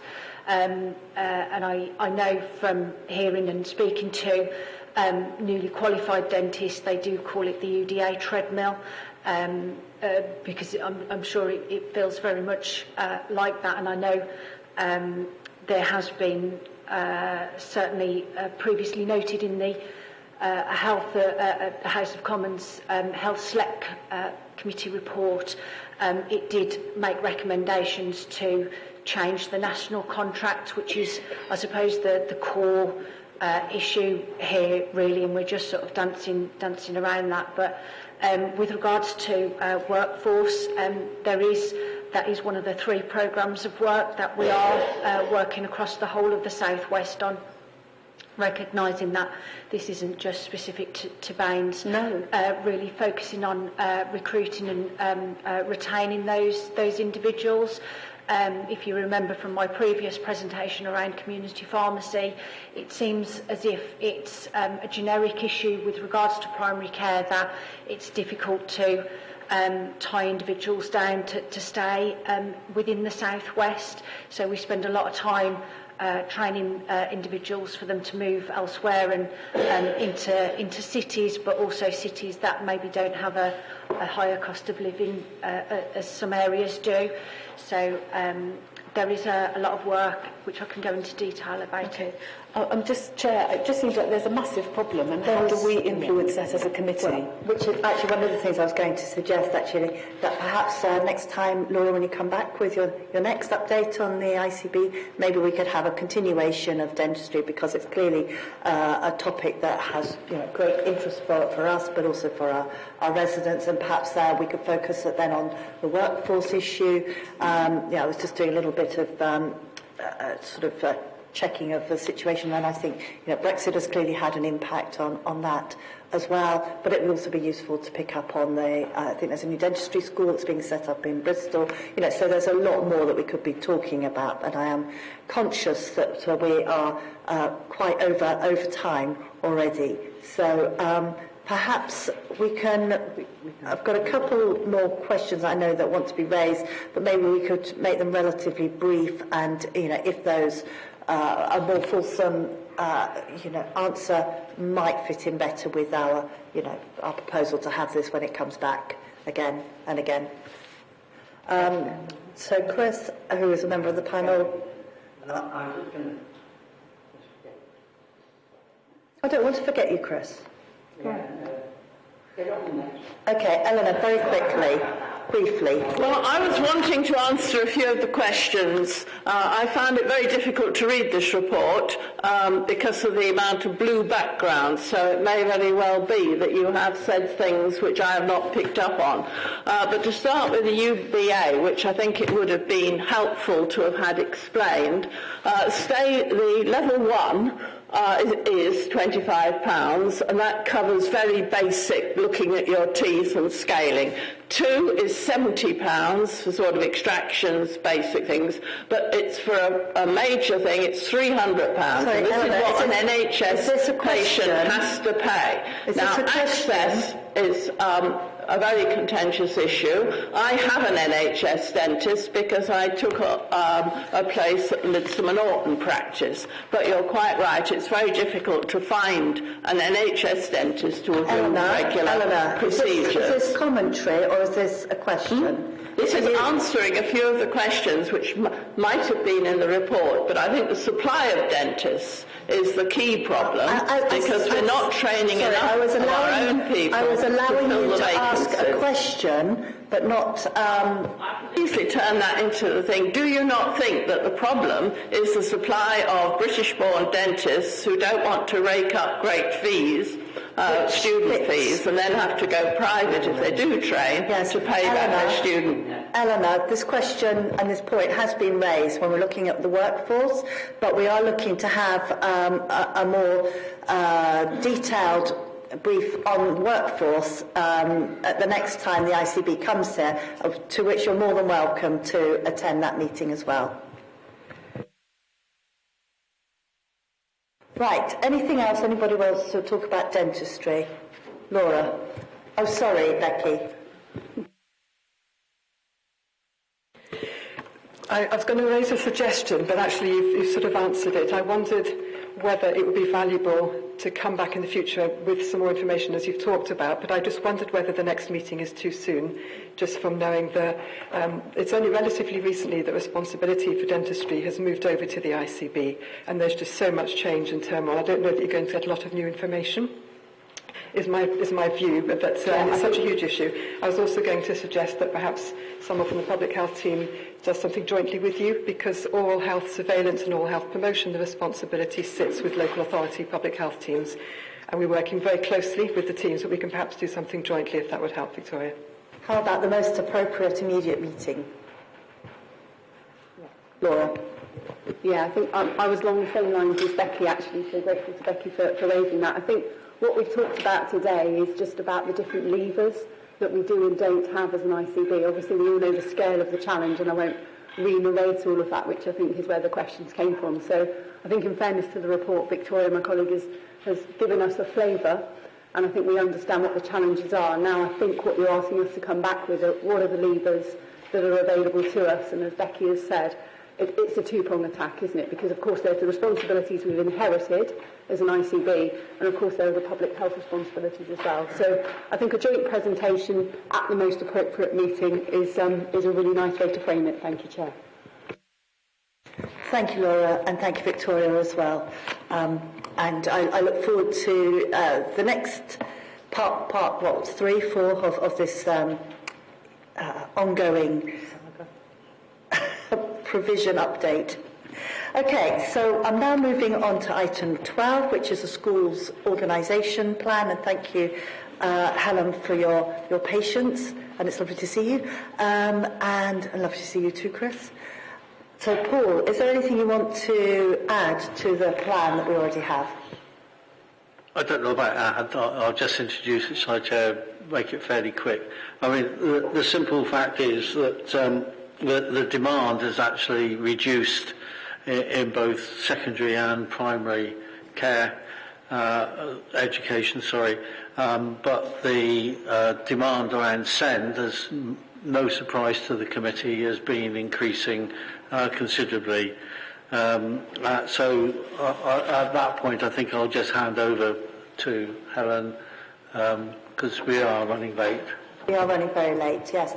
So, Helen, is there anything you want to add to what is before us? Otherwise, I'll just ask the panel to ask questions, if that's okay. No, nothing. As Councillor May said, the population really is sort of levelled, I'd say. So births, if you like, have levelled off. It remains to be seen what happens. This is a very national picture. It's been seen in lots of other parts of the country as well. It's not just here. At the moment, I'm very comfortable about having enough capacity for primary and secondary for mainstream. So the report really is, it's in a very nice way in that respect. It's just letting the panel know that we're okay at the moment. And as Councillor May said, it's SEND really where there's the real action, if you like, taking place, I'd say, in a nutshell. Thank you, Helen. Right, panel, questions? Paul, and then I just have a concern in our school organisation plan about the site for Culver Hay, and I'd like Paul to clearly understand that the feeling over that area of the southwest is that the young people there get a poor deal in relation to the rest of the authority area, and what we don't need is a quick opportunity to sell education land for housing when there are needs for different types of schooling provision and perhaps even apprenticeship provision in working in partnership with the college. So I would just like to put that as my view, and it's very strongly, and I think I'm speaking for all the councillors from the southwest of Bath, that is Twerton, Southdown and Oldfield. Chair, can I ask, is he still here? I'm not now. No, because quite clearly this was raised the other day. We had a separate meeting around Culver Hay site for education purposes and other purposes, and the issue came up really around the demand if you get in the local plan additional housing in that area, and how does the school's organisation plan actually respond to a large development. But I think the issue around how could you get a new school on that site, I think I'd ask Chris to answer that, because he gave a very specific answer to me after you raised that query, Councillor Crossley. Yeah, thanks for that, and note your concerns around provision in that area, and we are looking at making sure that there is still education provision schools on that site, so that we're providing for a population need that we do have around the children of SEND and around AP. And we took away a very specific action to provide some information as well in relation to what's the demand in terms of secondary school places. And I think Helen has probably addressed some of that in her report, in that we're not in a position where we do need to be looking at additional secondary school places in the Bath area or in the Bath and North East Somerset area at this moment in time. We do have surplus space in the area. However, I absolutely do take the point that Council have made about whether their schools are in the right places for all the population. And that's not an easy one to solve or provide a solution to at this moment. Can I just add a sort of follow-up question to that then, which is around the types of secondary education that are offered, because there is a focus on academic provision. Obviously, SEND and AP are sort of maybe outside of that, but there is anecdotally a need, and it's I think being picked up by governments too, around technical vocational types of education, and that was partly why studio schools were set up in the first place. And I just wondered how you work out what that need is, and whether or not therefore we might have the right number of places, but we might not necessarily have the right types of schools.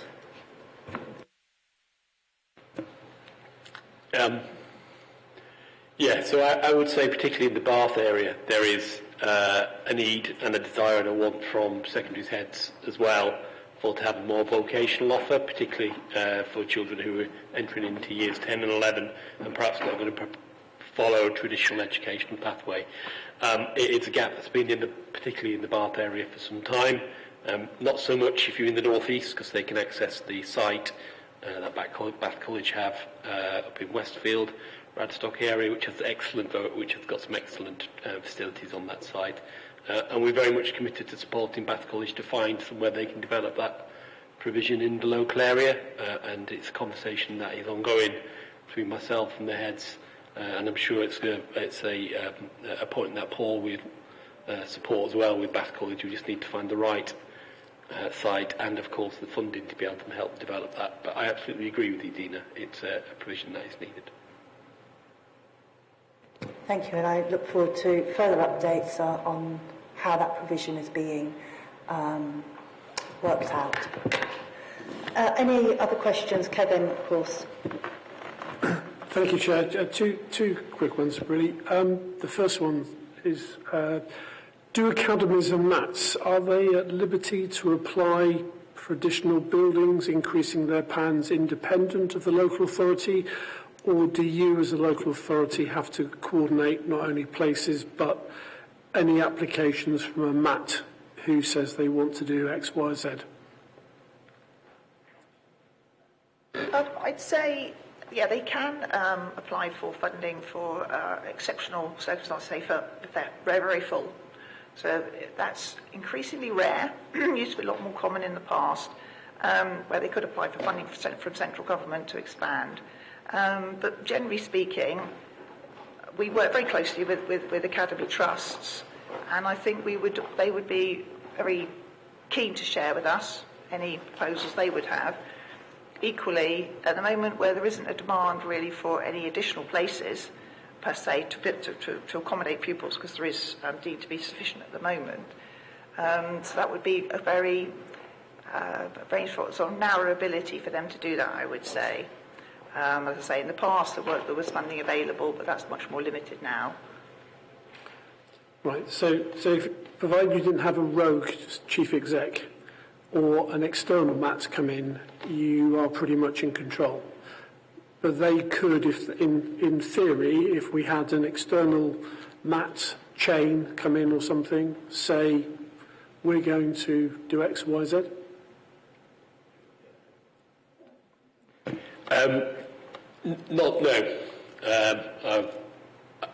I think that process, as Helen has said, has tightened up quite a lot, and you don't see that as much because the school which would need to expand would need to also go through a significant change to adjust their PAN numbers, which would then have to go through the regional director's office, and the regional director's office would come to the local authority and go, do you need 30 more spaces of this primary school in that area? And then we would provide a planning view on that. And if we were very clearly saying we don't need any spaces in the area, then it's very unlikely that the RD office would grant permission for any expansion outside of the organisational plan. There are, of course, things that change within that plan as well. And there's always times when we might need to look at bulge classrooms and things like that. So bulge classes, so we will go direct to schools sometimes to say, could you put another class on? This is what it would do. No, there is, never say never, but I like to think that circle has a rationale to it in terms of how places are planned. Okay, and the second question was just around the new SEND and AP provision and the safety valve programme that hopefully is coming on board. Do you project that once it is on board, and hopefully it will be, that you will have sufficient SEND and AP places in Baines, or will there still be a lack of provision? I think one of the things that's difficult with SE and school place planning is there's no actual perfect formula for it. The DFE don't provide a formula for place planning for children with SEND. It does have a lot of factors going through it.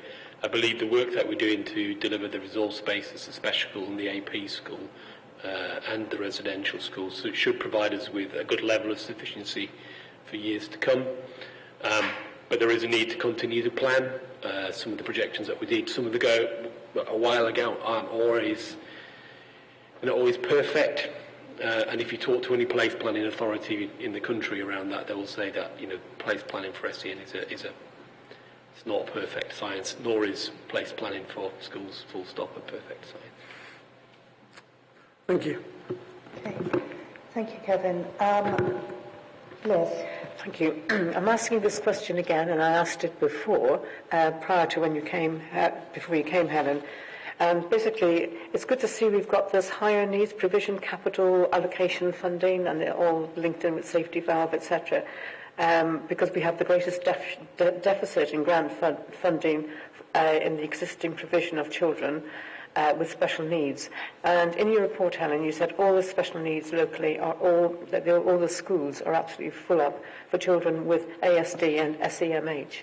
So I was just wondering, where are these children going? I know we've got schools planned in the pipeline. Some have already been kind of given planning permission, others haven't, and it's depending on grants from the DFE and permission from them. But are these children, are they the same 203 children who were sent out of county, costing 0.76 million?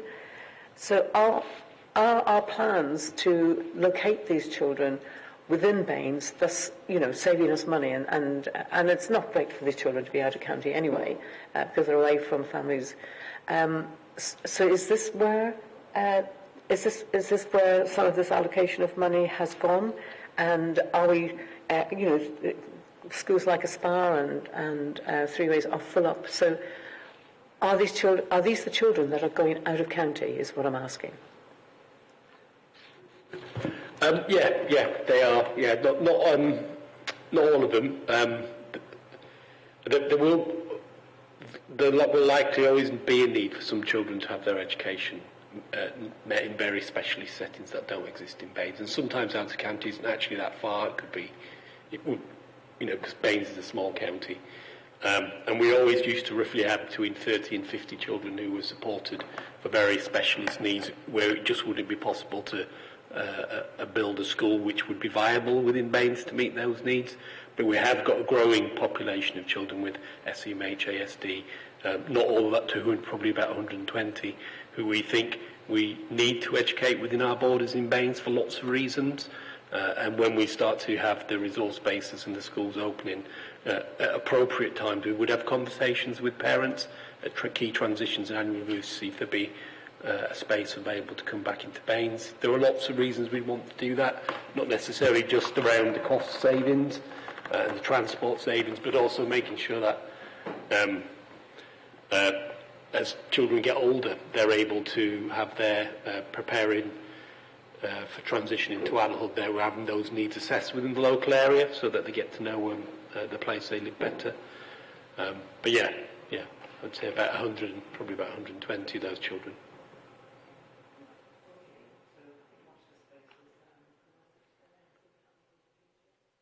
Ian's trying to get. One question I'd like to ask Helen about Paulton. And I won't apologise for being so parochial, but the planned admission numbers for the Paulton Infant School, and I am a governor there, so I'm declaring an interest here, is for 90. And I'm just looking at its page 9/65 of the report, and it looks like the numbers are going down, and we have births and residents. So how do you work out? Do you add them both together? I'm looking at how would you say we still need 90 for planned admission numbers, in the reception year and going through the school, and yet overall the numbers seem to be going down. And I know the school would obviously like a lower planned admission number, but hasn't been able to get this. Yeah, it's a good example, Paulton. It very much depends, different areas. Paulton is one school in Paulton, if you like, the infant and junior school. So perhaps larger areas at Keynsham, there's several schools where children could potentially go to. Whitchurch is another example where there really is just one school. So we've got it is quite challenging there, where you've got those numbers very close to a sort of 30 multiple of threshold, so 30, 60 or 90. And so I think the numbers we see coming through for Paulton in the sort of low 60s and high 50s. So the challenge there is if that went down from 60 to 90, you've taken out a whole 30 places per year group, and then you've left too tight a margin, really, to allow for any flexibility for any families that might move into that area and want to have a school place. So where one could consider, if that trust wanted to do so, somewhere in the middle, if you like, with a planned admission number of 75. So you've removed 15 but left 15 spare. Because those areas where there's just one school and the next nearest school would require travel to another area, what we're really trying to keep paramount in our minds as well is that those local children can travel to school sustainably. And if you've got 3 or 4 children per year group that can't because it's full at 60 and those 63 or 64 have got to go somewhere else, that's not something we really would want to try to avoid. So it is a challenge, you're right, when you've got schools like that, but we're easier where there are more schools to choose from. Okay, thank you everybody. Is that all the questions on the school organisational plan, apart from our cabinet member? Can I just ask a question of Helen, because the report quite clearly says you plan places, anticipated places up to 2029. So that fits in with the local plan partial update. I think the query from Councillor Crossley was the local plan, if that then identifies southwest of Bath, how do you plan for that moving forward beyond the 2029? Well, what we do work very closely with colleagues in planning policy. So there's a lot of early engagement that goes on between us about, they're very, will ask us what the sort of visiting provision is looking like. And I think obviously they've got their own agendas and they have to achieve about where housing has to go for a whole variety of different reasons. But in a position now really in a lot of areas of the council, the local authority, where some degree of housing could take place and there is some available school capacity that could absorb children coming through from that development. But until we know exactly where, and also the type of housing, so in Bath, housing tends to be apartments and flats, which has very low pupil yields, apart from the areas where, say, with the Coombe Lanes, there's family housing taking place there. So it depends what type of housing and how many bedrooms, how many children, and when. So that's a sort of an ongoing discussion that we'll work together with planning policy. And at the moment, as I say, my overarching feeling is that we've got a lot of scope to manage a degree of housing, as I say, subject to where and when and how much. within the school accommodation we've got currently, because the population is currently has levelled off a bit and the births have levelled off. Thank you. Well, that's great. So our last item on this, thank you very much, Helen and Chris, for all of that information. So the last item on our agenda is the panel work plan. Obviously, we've spoken of a few things we'd like to add to that. So we've got workforce in terms of dentistry, safety valve, home to school transport, COVID deaths, I think, has been missing. In terms of the COVID deaths from hospital admissions. I can't recall whether or not that was planned that would be within the COVID item that is on our plan, but as yet not got a date. April. Okay. So we've got impact of long COVID across our communities, but maybe we could also put into that hospital admission related deaths too. Okay. Was there anything else that's missing on our work plan that either we spoke of today or that you've noted is missing? Oh, modern day slavery. Yes, modern day slavery was an item that was missing too. Anything else? Okay. In that case, can I thank you all for what has been quite a marathon meeting. Well done for all those that stayed the course. I'm actually not going to apologise for taking so long over the budget. I think it was necessary. But thank you, though, to everybody, particularly if your item was somewhat delayed as well. So on that note, I will end this meeting.